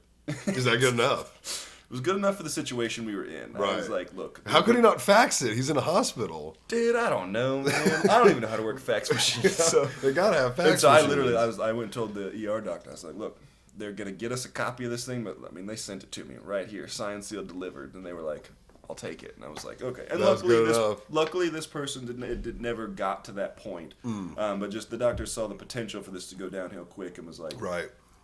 I don't want to put this person through more hell than they've already been through if we don't have to. So let's get on." I was like, "Yeah, an hour of phone tag, and I got a nice little PDF dropped to me on my phone." It's like, is that the only DNR you've ever worked, or have you actually worked one where it was like the code and? Well, yeah, that's happened a few times. Yeah, I mean, it doesn't happen with a ton of regularity, but yeah, we've had that happen before, where somebody comes in and all we can work on is there's a presumed code status, but unless we have something definitive in front of us, we are obligated to intervene and perform life-saving measure until somebody can provide us with proof of so. And at that point, it's not necessarily a sticky legal situation because we have operated in good faith, right? Like we've done our job. Then it's like, and then if the family or somebody shows up, they're like, "Well, no, they're a DNR." Then it's an easy process to kind of walk back. But if a family member showed up and said that, like their spouse showed up and was like, "Hey, they have a DNR," you would stop? Yeah. Right, because what I've also been told, let's say husband has a DNR, codes, but the wife's like, "Save him." You save him. Yeah, I mean, because they then become their like power of attorney, like they get to make the choice. Yeah, that one's always a sticky situation to be. And I say always, it's not happened with. I've never personally worked one where that particular thing has happened. But yeah, I mean, theoretically, like I don't know what I would do, quite honestly. I mean, if we have a piece of paperwork with their legal notarized signature on there saying I don't want this stuff done, but the spouse comes and says otherwise. My understanding is we would have to. I think we would have to respect the patient's wishes. I mean, that's a legal thing. So, from what I've been told, I could be wrong. That person could have been wrong, but they are in the health field. What they told me was, even with a DNR, if your spouse or parent or like somebody who would just be able to answer for you, your next of kin would be like your next But like, let's make it real easy, and it's your spouse. Yeah, and that would be a situation where maybe if it's a spouse, that would maybe be the situation where I could see where it would be one of those we would just do what they're saying, telling us to do. That's what he said. He was like, because I think he said that had actually happened to him. Yeah. And they're like, dude coded. We knew he had a DNR. We had it in hand. The wife was there, and she was like, fuck the DNR. Yeah. Save him. And see, he's that like, would be we why did I feel because she like said it. Most of the times that situation is it's usually been like, maybe like a kid or something. It's like, and I say kid, it's their 80-year-old, father and their Right. 60-year-old man, and they're like, well, we want you to try and save him. We're like, well, I mean, He's 80. and he says he doesn't want it, right? Right. And so it's like, well, in that situation, we would probably lean towards the patient's wish in terms of leaving them alone. But yeah, Right. certainly if it's a younger person, we would always be kind of thinking, we sure we don't want to try and do something, Right, So that right. that would be where we would be more apt to, try and do what we can do. And I've heard it the other way where they showed up on a call and clearly person had been dead far too long, not like mummified, but far too long. Probably a couple hours. Yeah. And it was like, do you want us to? Because like we're here, like we're technically supposed to. Do you want us to? And they're like, no, there's no point. That person wouldn't have wanted it, and so they just are like, okay, they don't do anything. That's where again, like if it was a rural crew, a rural EMT crew, like those can be tough because like in the city of Springfield, right? For instance, we'll so just to give you some perspective on how the ER works, right? There's a position within the ER, and I've worked it. Where your whole job is you sit in this room. I've told you about it before. Where you sit in this room and there's like monitors everywhere, and you take every bit of incoming helicopter and ambulance traffic, every patient that checks in through the front in the ER. Their whole job is to take all this incoming information and then help assign, Oh, wow. basically help, weed out who are the people that need the most immediate attention, right? And so a lot of times, the ambulance crews, if they're working a code, for instance, like on the scene, they're not allowed, depending on the situation, they're not allowed to pronounce somebody dead. I mean, in certain situations, I think they can, but like if they're working somebody, so what they'll do is they'll call into this room and they'll say, "Hey, this is unit XYZ. I need a doc for med control," is what we call it. And med control is just code for like we have a situation going on right now, and we need it falls outside of our scope. We need a doctor to tell us what to do, and we'll put them on with a doctor, and we always listen in on the call to help us decide is this somebody that's going to be coming to us, and they'll I've sat in there and listened to them. They're like, yeah, so we're on scene with an XYZ individual. They've been down for an hour before we got here. We showed up. We've been coding them. We've gotten no meaningful whatever. And then the doctor would usually ask some questions, and it's like, okay, no, you can call it. And so it's like, so that's kind of that's stuff. what this paramedic. That's exactly what he said. He Yeah. said the same thing happened. Like, so showed up. It's far too late. We're going to work it anyways because we have to. And then Usually it's the pretty quickly they'll just paramedic's call choice to call, so he can so they can quit. Yeah, and that's always tough, because I feel like, like there would definitely be situations I think where you just know like, yeah, this needs to be done, but you still have to jump through the hoops. Like that is literally what healthcare is jumping through hoop after hoop after hoop. Have you seen people come in with that automatic CPR machine? Like Yeah, auto pulse. There's a few different. Yeah. So Cox, at least the city crews, they use it's called an auto pulse, which is literally it's like a board behind your back, and then it's got basically like a big ass seat belt that just wraps around your chest and compresses you. But some of the Mercy crews I've worked with, they have one that looks really cool, and it's a relative term because it's actually incredibly painful looking. Yeah. It's a giant fucking battering ram. Yeah, that's the one I've seen. Yeah, dude, that thing's I actually like that thing a lot though. Does good. Yeah, it does good, and it's also it's a little bit easier to get off of them. Yeah. God, it looks painful. I mean, you're dead, but so you don't know. Yeah, but God, it man. looks like it would and suck. it's because in the hospital, we prefer manual CPR because there's when it comes to doing stuff on the patient, it's really hard to do anything when you've got this giant seatbelt obstructing. Right. So. Sometimes getting those things off of people is like a fucking mess, but I love the battering ram. That thing just pops right off, and then you can slide that thing out, and you're done. Bro, for anybody who doesn't know what we're talking about, you should look it up. It's gnar. Yeah, God, that thing fucking caves your chest in probably 3 to 4 inches. I'd say at least 4 inches. Average compression depth. Yeah, that should be about right. How long can you personally do CPR? I fell over right now. Nobody's around. It's just you. How long can you keep me going? I'll keep you alive as long as I need to, baby. But let's say it's a stranger, because for me it'd be different. A stranger, okay, I'm gonna have to. Okay, oh, dude, realistically, 3 minutes and I'm out. If I've got somebody to dab my forehead, I don't know. So that's just straight continuous CPR. I mean, I think the most I've done in one go like continuously was like 8 to 10 minutes, something like that. Because in a hospital you can just tag team. Yeah, exactly. And I mean, there have been get somebody else in there. Nice, we got it. Yeah, I mean, there was one here a while back where like people kept tiring out. Yeah. Which is fine. So like in a 30-minute situation, I did probably 15 total minutes of CPR with like 6 of those being continuous, which is not. That is not a standard. Usually it's, a round and then you're supposed to switch out because the longer you go, the less effective your compressions Right, because you're become. getting tired. You're literally like straddling them up on top of them. I don't know how what else you it can do does it. is like, if they're laying on this table, Yeah. usually I'm just like standing to the side or like depending on if we have to adjust the bed, I might, swear to God, dude, there's little like steps to all just step up on it. I was wondering because I was like, I feel like if I really wanted to get you, I'd ride you like a pony and fucking be on top of you, fucking. No, dude, you'd be surprised. You actually want to be standing. It's like it's all on your hips, baby. My arms and legs are straight, and I'm coming at you. It's all right here, hips and core. Oh, that makes dude. sense. I'd be Yeah. using my arms and wearing my arms No, out. no. You No. want to keep your arms nice and straight, interlocked, and then And fucking yeah, pile dude. driving them. yeah. Huh. I guess that makes way more Yeah, sense. and because you're less like that's gonna tire out way less quickly than your arms will, right? If you're just, like, Right. straight arming it, like you're gonna be done pretty quick. But yeah, if you're doing effective bedside CPR and you can stand and do it, it's all right here, baby.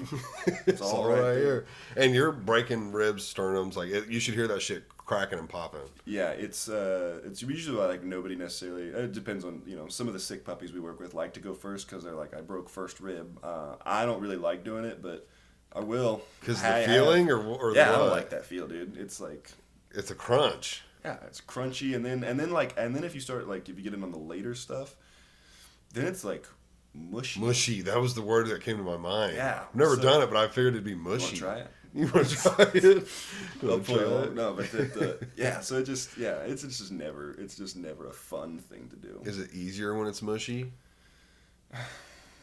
Yeah, I mean like everything's broken at that point, so all you're really worrying about like is just trying to pump. Right.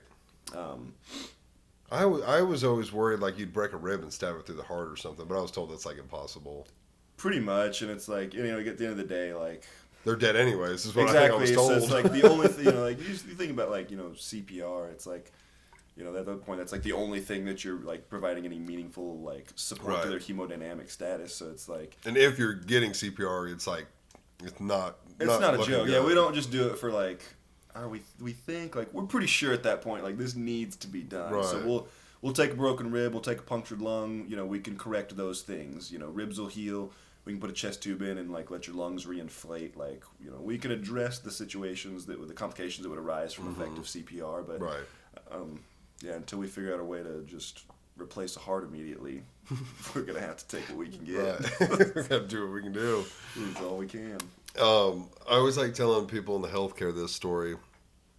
I had an endoscopy one time, Oh yeah. and which turns out I have something called gastric paralysis, so my stomach doesn't work. Yeah. I have a dead tummy is what we call it. And I went in for that procedure, and of course they put you under. And I'm sitting there, in my gown on the bed, looking up at the bright light, talking with them. And they're like, all right, we're going to push the medicine, and you're going to get sleepy. And I'm sitting there like, oh, I'm going to fight it as long as possible, which I never, ever remember going to sleep. But I remember watching the lady. She had this fat-ass fucking syringe. And, I already had the IV in, so she was just pushing it through the IV. And it was, the fucker had to be like that big around and like that long and full of this milky white substance. Probably propofol. I was told maybe Dilaudid as well. I think it was one of those is what they told me. Or maybe the Dilaudid is what he thought caused this, but she pushes it like all at once. And I think that there was maybe something before that maybe that's why they thought it was Dilaudid, but she pushes it and I'm laying down, but I'm watching her like this, do it. And I see her push it. I'm like, all right, like now I got to focus to fight it. And next thing I know, I'm like, I was like my heart just started racing. Yeah, And I even asked the doctor, like I kind of like leaned forward a little bit. I was like, is this supposed to be happening? And I could hear the machine fucking Going off. Yeah. And he's like, oh yeah, no, you're fine. I was like, I even said it loud. I was like, fuck.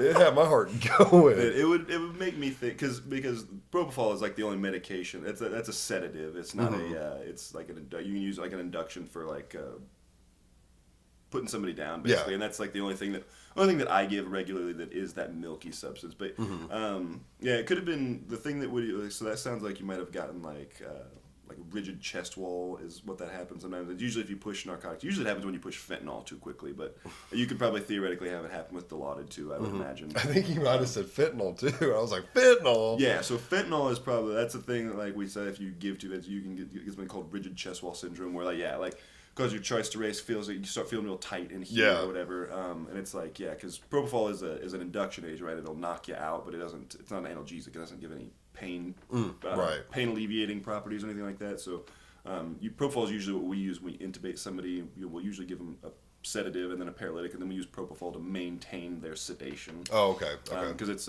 we can titrate that basically. So if you start like waking up a little bit, I can just give you more of it and just keep increasing that. We can't just keep giving you more paralytics because that's kind of mean. Oh, they can give. Why can they not give you more? Honestly, I don't know. I don't know. I know because like depending on like what they've done, like why they've elected to intubate you or do stuff like that. You just I think we paralyze you depending on what kind of paralytic they use. If you're having to be intubated, some paralytics basically cause you to tighten up, if that makes sense, Oh, and that bro. makes you harder to ventilate. Let me tell you. And then if they relax you too much, then that can cause other problems too. So we usually just keep a sedative and then just give you push doses of pain medication to keep you comfortable, quote unquote. So I woke up from this procedure, and I'm always nervous what I'm going to say because I say some fucked up shit that like you can't say. Yeah. But I'm always good. Or at least I feel like I think remember you're I'm good. But I'm sitting there, and I wake up, and first of all, it's fucking weird. There had to be like a dozen other people in this room. Like, they just put us in this massive room of people, like, slowly coming out of comas. And I wake up, and I'm like, oh, my God. And they're like, you okay? I'm like, oh, I'm just so fucking sore. And, like, I'm thinking that's going to pass. I don't know, probably 30 minutes later, like, I'm in the room where the doctor's going to come in and tell me what they saw and everything. Like, I'm back in my normal clothes, and it might have been like an hour later, but I'm sitting in there and I'm telling Maddie, I'm like, I am fucking ungodly sore. And she's like, what are you talking about? I was like, I've worked out, I've ran, I've played sports, I've cut wood. Like, I've never, ever experienced this kind of soreness. It lasted like 3 days. The doctor came in and he was telling me some shit, and I even brought it up to him.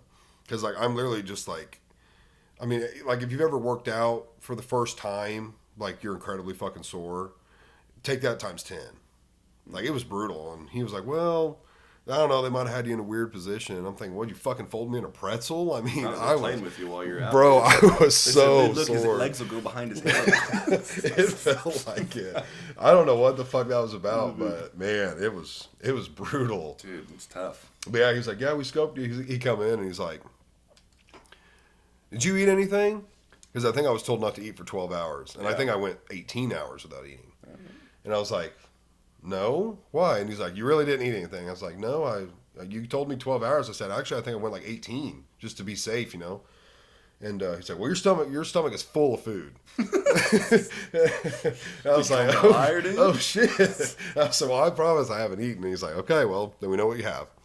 I was like, okay. There you go. That was it. Like, you really had to keep me out that long? Right. Well, you could have just gone in. Oh, no, food and they said, did. He did. Oh, they just took He said he literally got that because they were looking for, a couple different things. The ring at the top of the stomach, they wanted to see if that was loose. It was fine. Like reflux or something. Yeah, that's what it was about. Yeah. That was fine. And then they were going to look for like ulcers and maybe one other thing. But he's like, literally got into the stomach, saw the food, he said plumb full, and pulled it out. So I'm sure I was out very, very short amount of time. Sure. But yeah, I was sore as fuck. And I don't know what that would be from necessarily. I said unless they were just fucking with you while you were out. And we would never do that. We don't do stuff like that. What's some like? I want to hear some like funny ER stories, and then I want to hear some like, if you don't mind talking about it, some like gruesome shit. Maybe even Yeah. I want to hear both sides of it. Sure. So I mean, like, I always hesitate saying anything that's funny because, like, there's a certain. Well, like, Yes, I know what you're talking about. Yeah, But like just for someone comes perspective, in with like- a gnome up their butt, or Yeah, a yeah. lightsaber's up their ass, or Yeah, I mean, we got a couple things. I'm like sure. that. You Yeah, work in it the was ER. like, there was again without any ages or anything, but there was a younger person that had come in and came in with a parental figure of sorts. And, yeah. Oh God. Okay. Yeah. So they walk up to the desk and they're like, yeah, we need to check in, and we're like, okay, we'll get your name, your birthday, all that kind of stuff. And I'm sitting at the desk at this point, and so I usually start the process up there. I'm like, so what's going on? What are we seeing you for? And she kind of looked at me, and she got kind of quiet, and she was like, well, we need to see a doctor. And I said, I figured that much. What specifically is going on? And then she Figured that. I didn't You're say at that. the ER, I didn't bitch. say that. I didn't say that to her, but these big old shield things that are up on the thing. They're not bulletproof. They're literally just to keep people from spitting on us and Yep. spitting and coughing and all that kind of stuff. And she kind of leans down to the little opening, and she's like, I think he's got something up his butt. And I was like, why Hell do you yeah, think-" brother. I was like, why do you think that? And she was like, because he told me. And I was like, all right, so let's figure it out. And she goes in, she tells me a story, and she was like, well, he was taking a bathtub, and he went in, and there were like 10 toy soldiers on the bathtub Not rail all thing, or whatever. 10. And I was like, okay, well, what makes you think that there was anything up there? And she's like, after I got out of the bath and I checked, there was only 5 left. And I was like, all right, so we got a half a platoon up there. Let's figure it out. And so sometimes, depending on how busy we are, right, Right. we can't always take somebody straight back to a room, right? And this person, and I'm speaking of in particular, was like, appeared to be in good spirits. They're chilling. Not having any outward signs of distress. So sometimes Right. what we'll do up front is we have certain order sets we can follow to just start the process. Things that we know are going to get done anyway, so we'll start it. Right. So we took an X-ray, and sure as shit, the X-ray tech Sure as came shit. and got me. Was like, hey, I've got something. And I was like, what do you mean? And I look, and I was like, well, fucking row of soldiers down there, dude. And I was like, oh, man. So I call into the comms person that takes all the traffic, and I was like, Yeah. hey, and I told them that exact thing. I was like, yeah, we got a half a platoon up there. We're going to have these things taken care of. And yeah, we ended up having to knock this, this person in particular had to be sedated down there in the ER, and they just, they went in and just started pulling them out. So it wasn't something where it's like, we'll give them a laxative and we'll push it. No, we removed them. Yeah, we manually removed them. I mean, is there something that goes in and then opens it up, or they just go in and then pull out? They just go in and pull them out, because the thing is, if we stuck anything, because if you accidentally push one of them into a wrong position, even if it's plastic, you could make things worse. Right. And so you never want to run that risk. And depending on how far up, they see it from your rectum, we can say, okay, well, I mean, they're kind of nuts to butts, so we can just kind of safely. So that means that total is only going up 3 inches or something like that. We can Right. pull those out, and then just tell them Blindly, or like a camera, or Yeah, usually you just put them out, spread them open, and just start pulling them out. Sometimes if they're up far enough, you'd have to go to what you had done, like an endoscopy. You'd have to go into we'd have to call those people and then have to come do it. But what's the other end? I always forget. the what? What's the other end? You through your ass.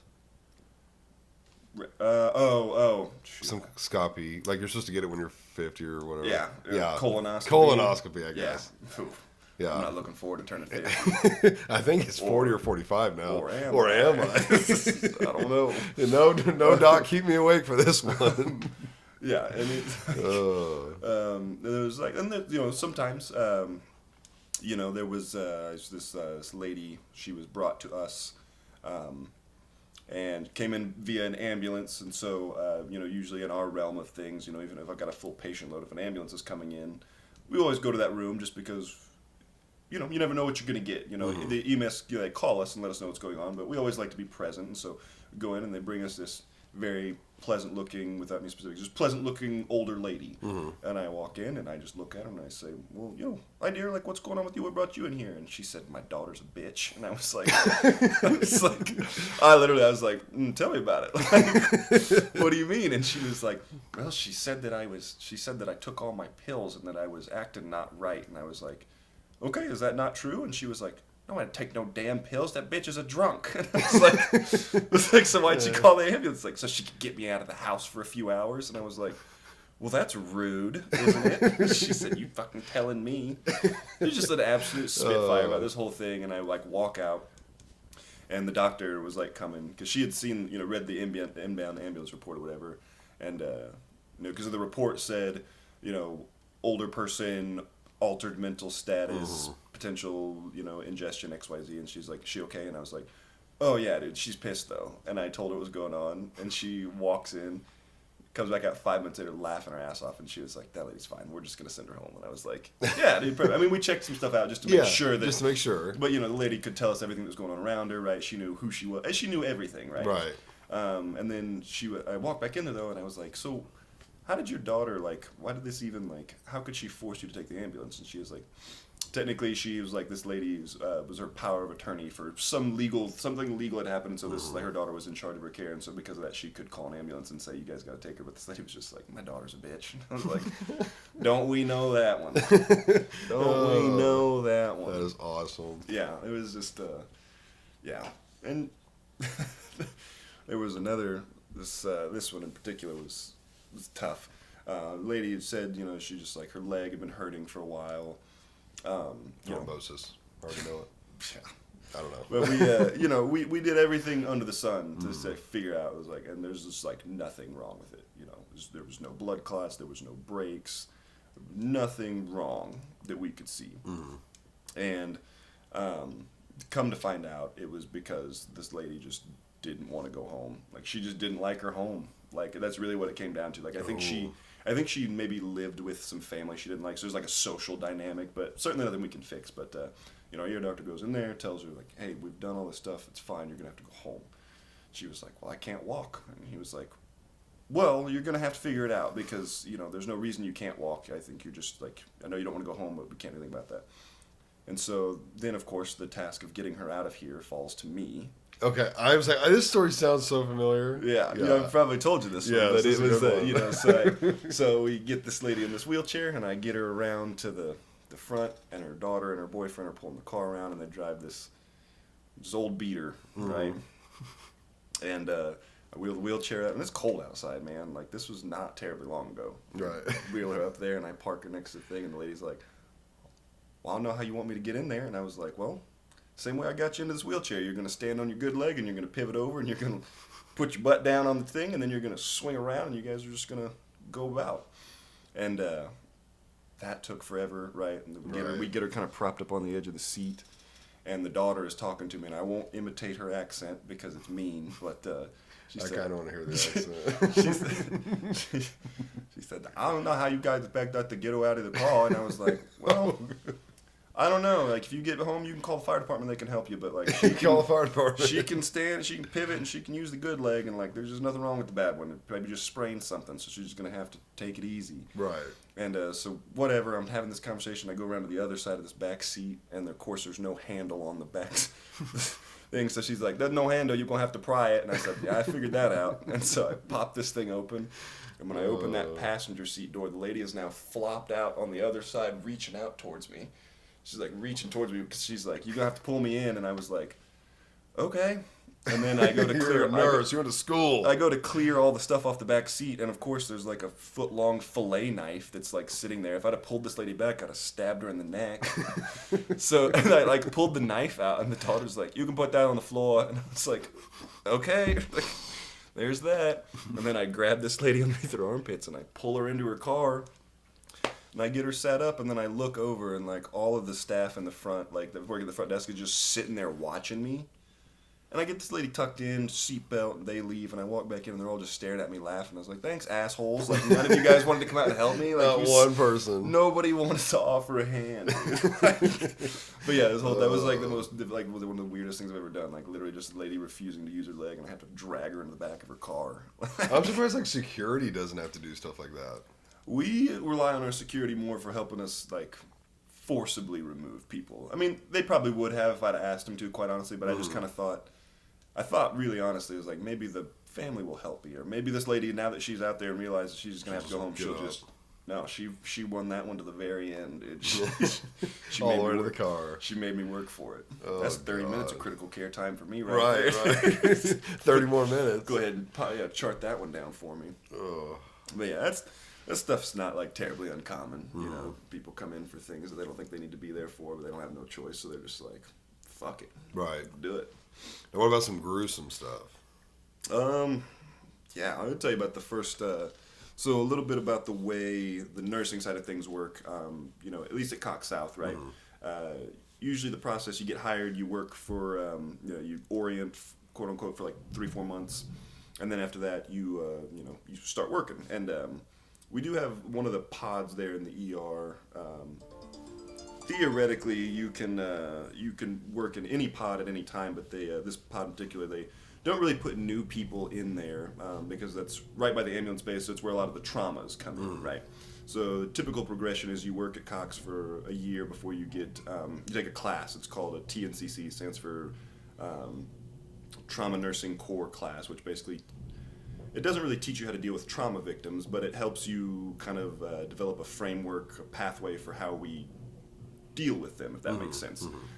So I first started, I worked my 3 or 4 months, and then I took TNCC, or after my year I took TNCC, and then so I took it on like a Wednesday or Thursday. My very next shift was like a Friday. I from 7 to 11, I don't remember what I was doing, but 11 I went over to the trauma pods. My first day working over there. Right. I'm over there, not even 30 minutes, and I get a trauma page to my room, and it is again, nothing specific, but as a younger person with a suspected gunshot wound to their head. And you think gruesome, but the person, they come in and basically from here down, just like you and me, right? I mean, just like a totally normal person. There was a little bit of disfigurement around the mouth, but again, nothing like crazy, right? But we're working this kid. We're trying to intermittently losing pulses, so intermittent CPR. We're pumping blood. We're doing all this stuff, and me I'm just like, what the hell is going on? And there's just like blood like pouring, and we can't figure out where it's coming from. And we finally get this kid rolled and looked over, and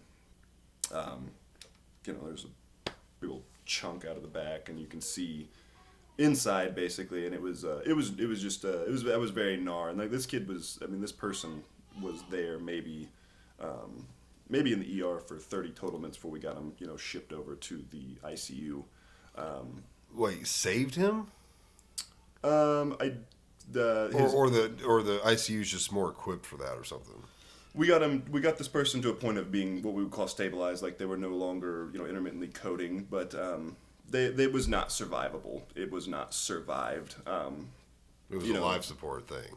Essentially, yeah. I mean, what it comes down to at a certain point is, we know there's no survivable prognosis, but is there any chance that, for organ donation and stuff like that? And those are conversations you're going to have with the family. So in terms of our job down there was to stabilize them, right, and then get them over to the ICU where they can manage them until the family can be involved to decide, this is what's going on. Do you want to continue? Do you want, have those other kind of deeper questions, right? But that one was tough. That was, like I said, like the first night I was over there, the first actual traumatic thing I'd ever seen. I remember I went home the next morning when I got off, and I didn't sleep. Like I literally was just like stayed up. Like I'd been on for 12 hours, and I got up home at 7 a.m. and I remember staying awake till like 9 when I knew people would be awake, and then I started just like calling some of my family, it's hard to even like really tell anybody about stuff like that, right? So it's just like, but a lot of them were like, "What are you calling me so early for?" And I'm like,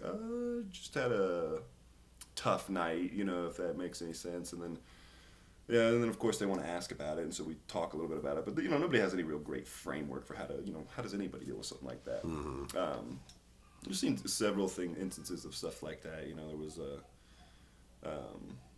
There was a Thanksgiving thing here a while back. It was like just a drunk driving thing. 2 people mashed into each other, and they ended up leaving somebody without parents, but like young enough that they're not even gonna ever know their parents, right? Oh God, yeah. Yeah, and so like stuff like that sits with you too, because with the child or infant in the vehicle. Yeah. Yeah. So it was like they were. And they survived. It was crazy. The one of the there's 2 of the people were pronounced on scene by EMS. The other 2 arrived to us where they were also then pronounced. They had somewhat of a more survivable thing, but by the time they got to us, there was nothing to be done for either of them. So yeah, but The younger person was, restrained in a car seat in the back and survived with no Wow. injuries, like, at all. It was crazy. One Wow. of the craziest things I've ever seen. And then it was tough because, like, now we have this younger person who has no guardianship, like, who's in charge of them. And so, like, it took forever to even, like, identify them and then, get a hold of people. And then Next it was of like, kin and yeah, and then it's like Thanksgiving. And, like, can you imagine getting a phone call on Thanksgiving and saying, hey, got to tell you this bad news, more bad news. We also now have your, this young person here that needs guardian. family. Right. Yeah. And it was tough. I couldn't believe, this is kind of a crappy situation that we got caught in because, like, by this point, once we finally got a hold of next of kin, Highway Patrol was, like, no longer involved, right? Like, they're gone. They had done their due diligence in terms of, XYZ, the ER doctor that had been, present for the family, was gone off shift. So then, like, it came down to one of the charge nurses, like, had to literally talk to this family when they showed up and tell them everything that had happened. And, like, that's just, like, not something that's we do. Like, usually if something goes wrong, right, you get bad news from your doctor. Right. So they were gone. And so, like, it literally, and it was a friend of mine. She was pretty new at being in charge. Like, she hadn't been charging for any more than maybe 6 months. And so she had to, like, have this conversation with this family about, like, what had happened and, like, now we need you to also take care of this person. It was that one was tough. I remember that one too. Have you ever seen or heard of a nurse or doctor that, like, couldn't give the news, like they were too emotionally upset? No, our docs are pretty good. Not saying that stuff doesn't sit with them too. I'm Right. absolutely sure it But does. you But get a little hardened to it. yeah, I mean, Yeah. they, most of them, have done it enough. Sadly, but they are, Right. they're good about it. Yeah. Some of them, everyone has a little bit of a different approach. Some of them are Right. very,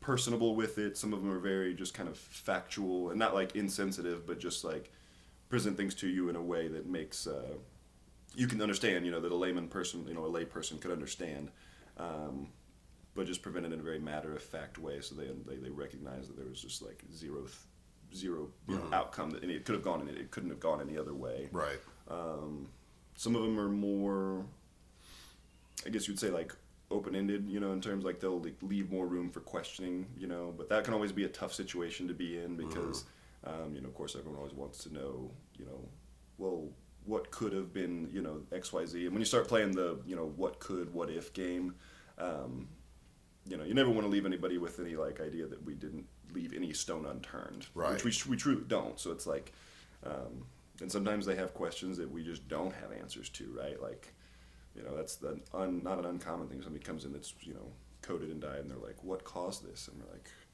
we can't tell you. Like, and that's crazy as that sounds, it's happened. Like, sometimes people just croak. Right. And those are always tough, like, because it's like, we don't have to tell you, because, like, and those people like that usually end up, autopsies are, potentially a thing. So they might get, closure from what happened later, but Right. in terms of the immediate sense, it's like we can tell you what it could have been, but we just won't ever know. And so sometimes, like I said, we don't like leaving that one out there because people start thinking about the what ifs, and that just can sometimes make more trouble. than it's Right. What worth. if you guys did this or did that? Yeah, or like, and then we also don't want to leave any guilt with the family, because then if they start thinking, was this something that I could have prevented? Like, we don't want to leave them with that guilt too. Right. Yeah, that one would be. Those are tough ones. Yeah. I mean, myself, I'm an organ donor. Me too. Which I don't think a lot of people realize that, like, that is kind of part of the hospital's job. Is like, once life is no longer there, there's still life after. Yeah, absolutely. And so there's things it would obviously be a very tough conversation. Yeah, and we usually have. we will sometimes, a lot of times, especially if they expire down there. Like I call the organ transplant people all the time, and my job is never to. Sorry, I didn't realize this was still going on. No, you're good. And so a lot of times, we call and we notify of an expired thing, and they'll usually have questions for us. Usually basic stuff like what happened, or like what's the official cause of death, like what are we calling it. there's a few other like logistic things that go into it. But luckily, like my job and the doctor's jobs is never to go and approach family. Like that's not our purview. Usually, like the chaplain staff and we actually have the organ procurement service that we use keeps like in-house representatives, and they're the ones that go and kind of broach that subject because Right. I couldn't even begin to imagine how to go about doing that, like asking somebody. Yeah. It's just I don't think there's probably no good way except direct. I would have to imagine so. And, Console them and all that, and then just be like, now here's this issue. Yeah, and I actually sat through a class on it, like probably I think it was in December, where some of the representatives from this organization came and kind of shared some stories about, like what they do and how they go about that process. And you'd be surprised. Yeah, I mean, usually they are very direct, which sounds kind of abrasive, but sometimes It's better the than way beating around the bush. Well, and sometimes the way they're being direct is not as abrasive as it sounds. Yeah. They have a way that they can go about it. And one of the ladies in particular, I can't remember her name, but she has like a phenomenal story. Like she, because she had an issue where her son many years ago expired at a very young age, and so she had firsthand dealt with how it was approached, and so she had just a great perspective on how to draw and approach it. But luckily, I don't usually have to do stuff like that. But, Right. we at least get the ball rolling. But yeah, I would encourage anybody, as long as it doesn't fly in the face of your beliefs, to consider organ donation because especially if you take care of yourself, like God forbid something happened to you, Right. you can save lives. the things that you can harm, even if it's just easy stuff like like even your eyes, like even though like Which I've heard that, but what are they? you can like transplant like eyes and cornea and stuff like that and help people regain sight and stuff like that. Okay, I didn't know they Sometimes did that. sometimes it's like not always sometimes they just need like parts of the eye but like I don't know if you've never been blind, which I haven't but like could you imagine like because I don't know how your vision is, but like if somebody came to you and said, hey, like we've got a new set of eyeballs for you, like and you'll never have to wear glasses again, like wouldn't necessarily like Wouldn't do it. you wouldn't take them. What I was told by my eye doctor is I am a poster board candidate for LASIK. The Well, that's shape of my eye and everything is perfect. They are nicely shaped, don't And they? I'm like, absolutely not. But if they came to you if you and could said- knock me out, Just don't I would do it. But like if somebody that's got like super poor vision, they came and Yeah. said, "We'll give you a new pair of pearly blues," and like so I mean something like that, like where you could dramatically improve somebody's quality of life, like Or save. yeah, especially at the end of the day, we definitely want to save. But it's like like I would encourage anybody to take everything out of me. Once I'm gone, I'm gone. Yeah, and I don't understand why a lot of people aren't organ donors. Like what they see for not being an organ. You literally do not need that shit at all. You don't need it. I think one of the biggest, if I remember, some of the biggest issues that they talked about in this class that I went to was sometimes there's a religious component to it, which is fine. I don't knock anybody for the way they believe those things. They would just believe that everything you came with, you should go with. Again, I believe that you don't need that stuff once you're gone because you don't. But that is what it is. Sometimes it is. Sometimes it's just a big issue for the family to accept. Like once we're saying you're taking organ, they haven't quite come to terms with the idea that they are now dead. Right. So sometimes it's just that last little bit of like holding on thing. Sometimes people think that it's going to leave them very disfigured, if that makes sense. Or open casket. Yeah. So sometimes they don't want to, they want them to be as recognizable as possible.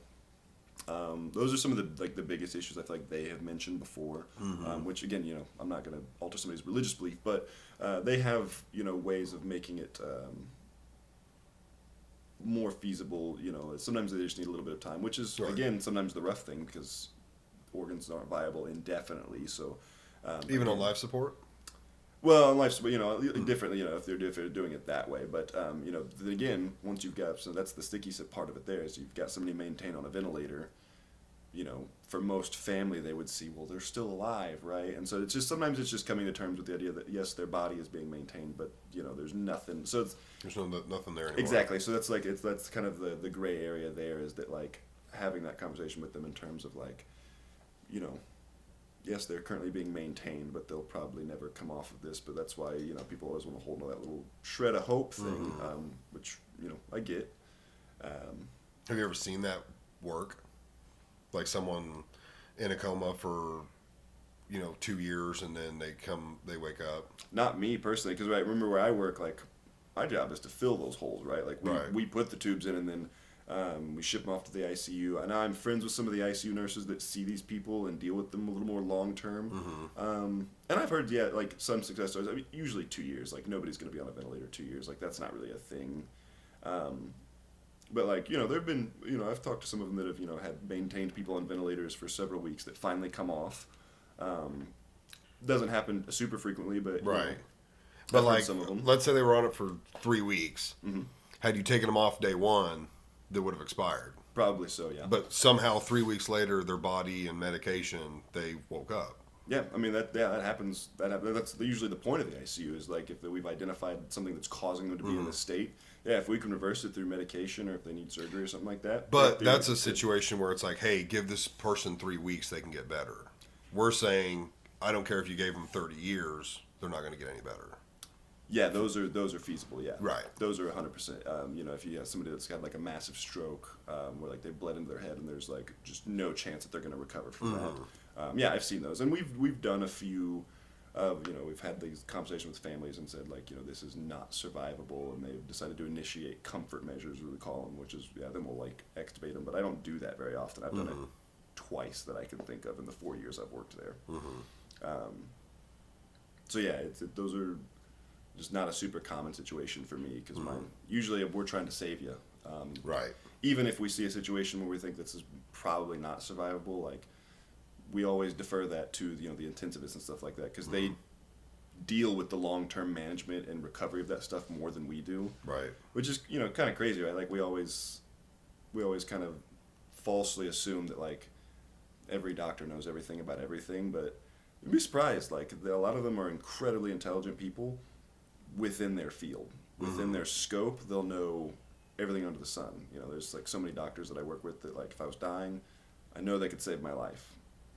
Could they like maintain me for several weeks if I need to be on a ventilator? Maybe not. Right. That's why everything's compartmentalized, right? Like that's why like you have your specialties because an ER doctor can keep you alive, and then you have to trust the intensivists and all the other specialists to keep the other things pumping the way they need to. Which that's a whole other thing, specialists. Dude, don't even get me started on them. There's so many things. I want to touch at least on two more things because I feel like I could talk to you about this forever. Yeah. I want to end with COVID. Sure. But the other thing, we spoke a little bit about it earlier about like you guys are just too full. Yeah. I spoke again to EMTs and paramedics about incidences that they have experienced where shit like that happens. Like there was a massive like 30 plus vehicle car crash somewhere, motorcycles, and it might have even been more than that, but there was not enough paramedics to treat people. Like it's like there was maybe like 2 paramedics and 2 EMTs for all these people, and they had terms for it like color coded. Yeah. And it was like I don't remember the colors and what they stood for, but basically it was like, okay, this person isn't that injured. Don't even look at them because they just got a few scrapes. This person's really fucked up. This is like priority number 1. This person is actively dying, and we're not going to be able to help them. Yes. And then this person's dead. And it was like, dead person, obviously do nothing for them. Just put something over them. The person who's got scrapes and bruises, do nothing for them. See if they can maybe even help. They're fine.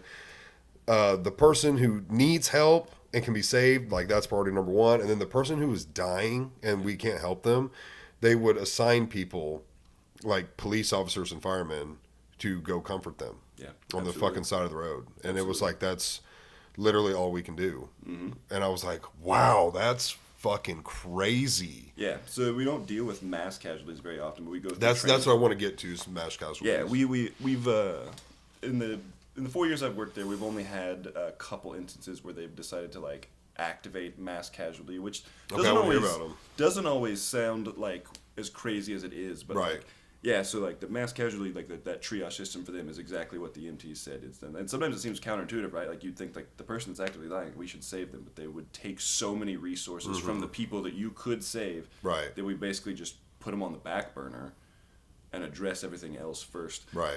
In terms of the hospital setting, kind of what happens in that instance is that, like, if EMS dispatch contacts us and says we've got a potential mass casualty incident, they would basically ask us, like, how many of those different color systems could you handle right now?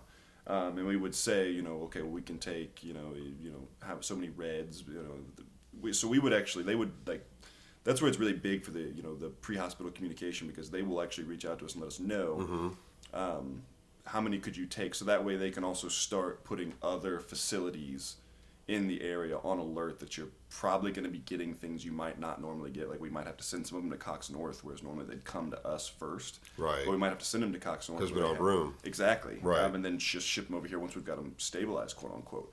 The only times that I can think of that it happened were, it was some kind of just like random like car pileup. It was like probably a year and a half ago or something, around the winter time. There's a big pileup on like I-44, and that's what it was. There was like probably 6 to 10 cars or something like that. And luckily, we actually only got like a couple of people from them. Like, most people I say most, I don't know how many people died in that situation, but we didn't get a ton of them from the scene, which either bodes really well for, like, a lot of people made it out and were okay, or it was so gruesome that so many people died and we just couldn't do anything about it. Right. That was one, and it said it was just like a sort of a inclement weather thing. The other one was actually, if I remember correctly, it was whenever the duck thing happened in Branson. Yeah, when that whole thing happened, I feel like they called, or no, not the ducks. It was the train derailment at Silver City. Yep. Yeah, when that happened, we got a call from dispatch down there in Branson, and they told us what was going on. So they basically put us on alert that we could get a bunch of them people, and actually we never got a single one of them. They all stayed in Branson. They all stayed in, maybe 1 or 2 of them actually drove up to us, but, like, again, they didn't need to be transported by EMS, so they ended up being fine. But those are the only 2 times I can think of that they, like, we got even put on alert for a mass casualty thing. But if that happened, we would go through the exact, depending on, we would go through the exact same process that EMS would go through. Like, people would come in, if they came in through the front, we'd do the same thing. Like, if you walk into us, you're going to be put on the back burner. Right. If they brought us somebody that's, like, not breathing, probably going to be put on the back burner. Like, we'll have to address the people that we can do something about immediately. Right. Which is very counterintuitive to, like, how we're trained in emergency medicine. Is that, like, we would usually, whoever's the sickest, we take care of them first. But in terms of, we always have to allot our resources to the greatest good for the most amount of people, which is right. That one was always it's a tough thing for new people to learn. Luckily, we don't do it very often, but it's a thing that, like I said, I remember when those 2 things happened, because everybody was like, well, what are we going to do? And I was like, well, we're going to do what we can for the most people. And they're always like, so just don't be surprised if you get some really sick people and we're not going to do anything for them.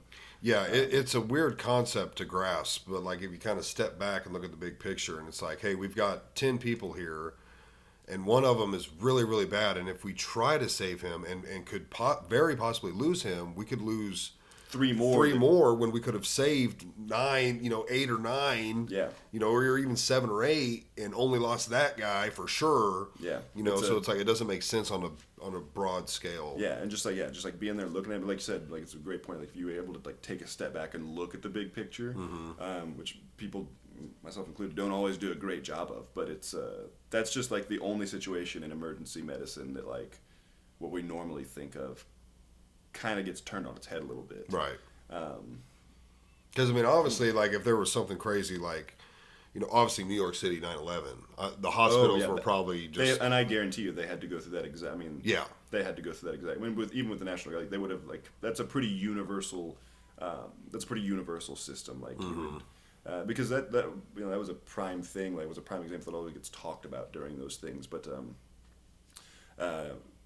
it was, like, one of the reasons that they've created now the way, like, everybody's system looks a little bit different physically, but, like, that whole color coded system, that's like a nationwide standard. Like, like, hospitals across the country use that same triage approach for like a mass casualty incident to help them allot resources appropriately and stuff like that. There's I won't even go through the whole bit of it, but I remember when the Joplin tornado went through. That's another good one. Yeah, there was one of the guys that teaches that class that actually went down there and worked for it, and he was like, "We did that. Like, that's what we were doing. Like, we were going through with those tags and, like, tagging people. Yeah, 100%, assigning them, like, these things." And he'd be like, he was like, there was one dude that I saw that he was like, he had like this huge, like, he basically got like scalped, but he was awake and talking to me. I mean, he was like, my head hurts. I was like, yeah, dude, you're missing part of your scalp. And he was like, I don't remember when he gave him the appropriate color. He was like, I mean, this dude could drive, this dude could walk, this dude could talk. So he's like, I wrapped his head, I gave him his tag. I said, you need to go here and you probably need to get your head stapled back together and maybe put on some antibiotics. But like, he was like, that's crazy. Like if that had come in any other time, he would have taken all of our attention. But Right. like, because he's up and walking around, he was like one of the yellows or something like that. Or Right. Because he could take care of himself. And I was like, dude, that's crazy. Right. It Like, just that's depends crazy. on the setting. Absolutely. Yeah. It is wild to think about, but it all things considered, it makes the most sense. Yeah. I want to touch on COVID because I feel like COVID probably did the same thing as far as overrunning the hospital. You would be so I remember I started in the spring of 21, so that was like COVID started in 2020 when I was in nursing school. Oh, okay. See, So- I couldn't even remember when it started. So, but I remember hearing stories. So, like, actually, when COVID was first coming around in 2020, The end of 2020. When did it? it started coming around in the springtime because I was Right. in So my- we heard rumors of it in the late very 19. yeah, late 19, very beginning, like January of 2020. And I was in nursing school at the time, and I was like, we were coming up on like spring break or something, somewhere in March. Yes, because it was during March Madness when it just fucking shut down. 100%, because I remember we were like getting ready for spring break, and our instructor had said, like, you're probably going to be hearing stuff about this COVID. There had been talks about shutdowns and stuff like that, and so the short version, we ended up going online that first semester, and then what's crazy though is that I knew people that were working in the hospital at that time. The place was a ghost town. People were so afraid of it that nobody was coming to the hospital. Things didn't actually start getting bad until like the end of 2020, towards the time when I started, when things were opening back up. And then all of a sudden now, because of the people are once again gathering, it starts spreading more rapidly, at least from my perspective. So that's really when I feel like we started seeing things get like overrun. Now, don't get me wrong, people were still coming in with it and were incredibly sick. But in terms of like overloading the hospital, I feel like it didn't really start getting bad until like 21 when I was starting. Right. Because things were opening back up and it was getting back out there, more people were being exposed. Right. And it was pretty tough. Like that was when at that time there was an ICU dedicated specifically to COVID up it's on the 5th floor in the West Tower of the hospital. A whole floor. Yeah, it was like probably 30 beds or something like that, maybe more, maybe a little bit less, but and like transporting patients up there was always like insane. You had to use special elevators to get up to the appropriate place, and then once you got there, you had to it was basically like a little antechamber, like a little room. It was like 2 sets of double doors, right? Like you come in, you wait, you'd air horn into the ICU. It was like, hey, we're here with this person. Open it up. There was like a taped off line where like we pushed only up to that point, and then they took our bed, they transferred the patient, everything. Which normally, like if I take them to the OR, like I helped move them off, do what we're doing. No, when they got up to the ICU and for the COVID ICU, we just like wheeled them across the threshold, doors shut, and we just sit there and wait until they would, if it didn't transfer, and they would send all of our equipment back out. And we had to sit there and sanitize everything, and then go back down. The room that they were in then got placed in isolation, so you had to wait like an hour to clean it, to like let whatever's airborne in there take care of itself, and then the EVS staff had to go in there and like special gowns and clean everything. Oh my gosh. Yeah, that was pretty gnarly. And like there were a few times where I worked shifts in the tower, and my whole job was literally, as crazy as it sounds, was to help people like put on all of their like PPE, like they put on their full bunny suit, mask, respirators, help them like don and doff appropriately, and then clean everything. And like it's like my job for 12 hours. I would literally sit up there and just help these people come in and out of this room and like clean stuff. And it was I mean, the people that worked that floor, what were they thinking? Were they just terrified to be in there the whole time, or was it just like most of them were, if they were, they didn't show it. Like they were pretty professional about it. Yeah, I mean, as far as what would happen in there, like I don't know, like I never like COVID. I was getting over the flu, no COVID. But so I never actually was in there and seeing anything that went on. So it's Right. always hard for me to speak about like exactly how bad. it was for them in there. How do they decide who dealt with that? Dealt with it in terms of Like you're on the COVID floor. a lot of it was volunteer based. Oh, in fact, wow. I think a huge portion of it was volunteer based. Like the ICU nurses would basically be offered like, you could work extra shifts up there for more money. But a lot of them that I remember volunteered to go do it. Oh wow. Yeah. So I mean, again, hats off to them. Like, I know there was a lot of like trepidation and people thinking it was fake and stuff like that. But at the end of the day, even if you don't believe in COVID, something was making these people incredibly sick, Right. and they still warranted an ICU stay. Right. People willingly volunteered. You need to a go drink, do it. bro? I got some Red Bull. They finish and wash her down. Yeah. I mean, obviously, your experience with it would be far different than mine. We lost a family member to it. That all being said, like the way it was handled, in my opinion, was super wrong. Yeah. Mandating the vaccine that's not even a vaccine, like we know now, it doesn't even work. Like you can still transmit it. It doesn't stop you from getting it. I mean, I think it was just maybe it wasn't like advertised, bro, because it's the same thing with like a flu shot. Like Right. I got my flu shot, I still caught the flu. Right. Its end goal was supposed to make it. Well, that's why they Less. should have called it the COVID shot. They should have made it less. They should have made it less. It basically makes you less. From my understanding, it make you less susceptible to the bad stuff and like. Yeah, it's supposed to ease your symptoms and everything, but I don't know. I never tested myself for it. I think I got it one time because I lost my sense of smell and taste for like a day, but I know I caught it once. yeah, I just obviously like people were dying, people were getting sick. Like there's no doubt about that. You can look up the stats on it. I'm not going to go too deep into it, but man, if you compared the amount of deaths from the flu and COVID, they weren't very different. And there's a lot of shit that they did not talk about. Like I was just watching Rogan today, and he was talking to somebody about if you speak to I can't remember what their title is, but someone who deals with what is it called, epidemic, Like infectious disease. yeah, someone who deals with that. The worst time to release a vaccine for a new disease is when that disease is new.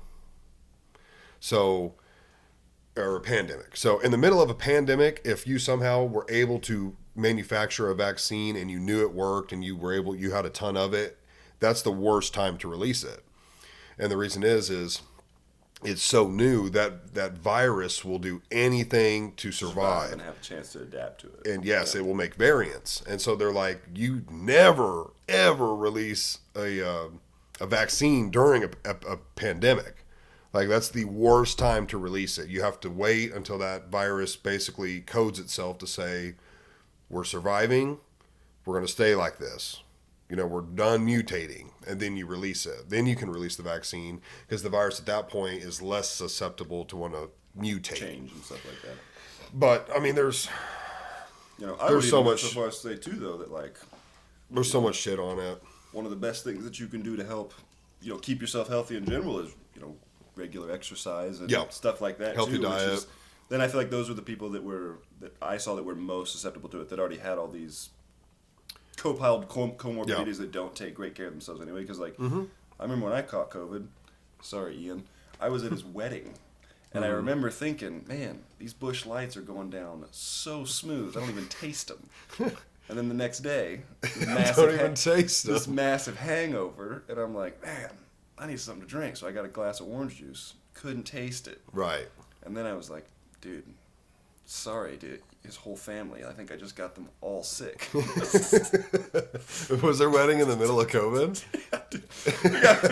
I love it. Yeah, they got. Maybe it was in the middle of COVID. Maybe it was like maybe it was like I think they got married in. I should know his wedding, dude. That's so embarrassing. I think he got married in like the summer of 21, like sometime around that Like a point year when I was later. starting. Because that's when I picked it up, and I remember Yeah. thinking, "Am I going to tell him about it?"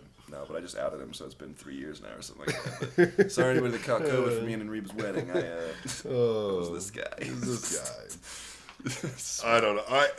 I didn't think it definitely wasn't worth like how they treated it as far as shutting everything down. In my opinion, I'm sure you're a healthcare worker. Obviously, you saw the brunt of it, the worst of it. But most people that I talked to, like for my personal life, it didn't change at all. I was working construction at the time. There was one dude that wore a mask, and he wore that for about 2 weeks until he got tired of being made fun of. I like the very first few days, I like wasn't sure how somebody would react to me approaching them, but I was like, I don't care if they're not going to say anything. I'll just walk up to them, and nobody ever said anything. Like Yeah. it was business as usual. Yeah, like I say, because when it first started, I was actually not making light of the whole situation, but it was pretty sweet. Like I was in school and they told me, hey, you don't have to go to school anymore. So all I had to do was Right. sit at home and play video games and do stuff online. Like at first it was pretty cool, and then after once we got about halfway through, I was like, this kind of sucks, man. I can't go to the gym. I can't do anything. Like hard to stay physically healthy. Because Springfield was like real shut down. Springfield was like shut down. Yeah. Which then also kind of gave rise to the DoorDash empire, which I hate. I can't stand it. Really? Yeah. Why? I mean, I don't use it other than the DoorDash, country, yeah, but- because it's like just first of all, it's ridiculously expensive. Like I'm not Yeah, knocking it the is service, but like expensive. it already takes like something that is like not good for you, which is fast food and convenient food, stuff like that, and then just makes it that much more accessible, right? You're telling me now I could sit right here. I don't even have to walk to my car. I don't even. I have to walk to my door. Right. So I was like, I just like in and of itself, like I recognize the convenience of having it sometimes, but like stuff like that, like led to the prevalence of like these food delivery services, which, every once in a while, sure, treat yourself, but like people like do it consistently, and then like Right. you kind of put it in a situation where like if you could only go to you can only go to grocery stores at certain times, right? 'Cause that's around the time that Walmart changed their hours, and then Yeah, no places more like, 24 Walmart. Sad.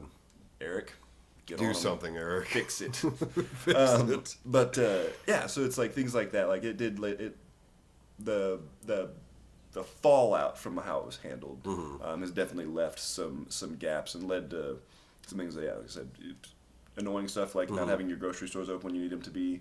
But then like now we're just encouraging like further inactivity. Right. It definitely led to some negatives that just outside of And- just the physical aspects of it, right? Like, I will say on the flip side, though, I do think it encouraged some healthy behaviors, though.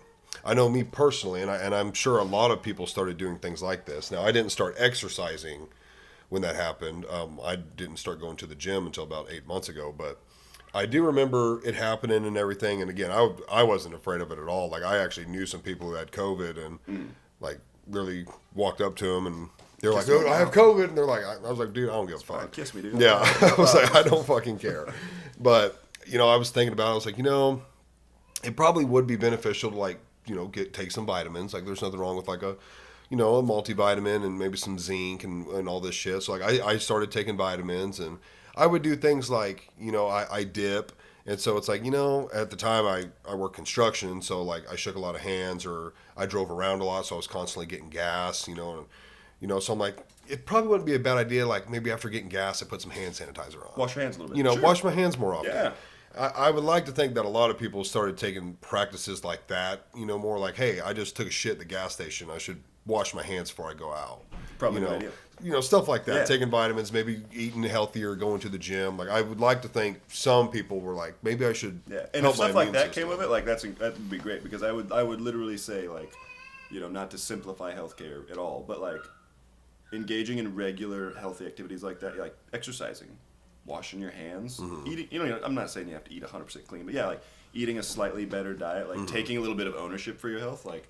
If anything like that came of it, like I think it's incredible. Like because I would say a huge portion of the things that we see wrong on a regular basis could be solved. Again, not immediately, but Right. like if people started right now regularly taking care of themselves in some form or fashion, you would see a huge decrease in, Obesity long-term related long-term problems health and- problems. I mean, it would just be a noticeable difference, 100%.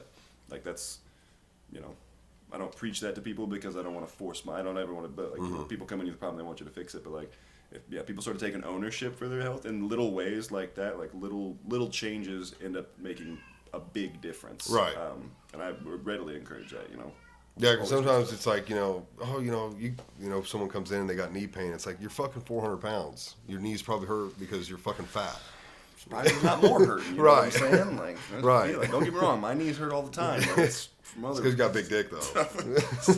Equilibrium stuff off of that list to the side. Yeah, I got lip. Oh, that's funny. Well, since you're a nurse, we'll end with this. I got this big lump on the side of my dick. If you could take a look at it. Yeah, I'm gonna have to do a manual. I'm gonna have to manually feel it. Though I'm gonna palpate it. Okay. Yes, that's sometimes fine. I have to, and sometimes the best way to observe it is you grab by the tip and you have to pull it all the way out, and you just gotta kind of feel it all the way up. And right. Down. Okay, that's how they teach us. I don't. Right. Straight out of the '50s handbook. You're the nurse. I'll believe it. I'll believe it. Shaking the rectum next. Oh, that's hilarious. All right, well, Jordan, thanks for coming on. That was super fun. Like I said, I have more questions. I forgot some shit that I wanted to ask you, but that was a really good episode. Yeah, we'll do it again. So, Jordan, thanks for coming out. Guys, thanks for watching. We're at 75 subscribers now, so the next goal is going to be 100. So click that subscribe button. If you're not subscribed, let's go to 100. Thanks for watching. Like, share, subscribe, all that stuff. I'm me on YouTube, Spotify, Facebook, and Instagram, and we will catch you in the next one. Peace.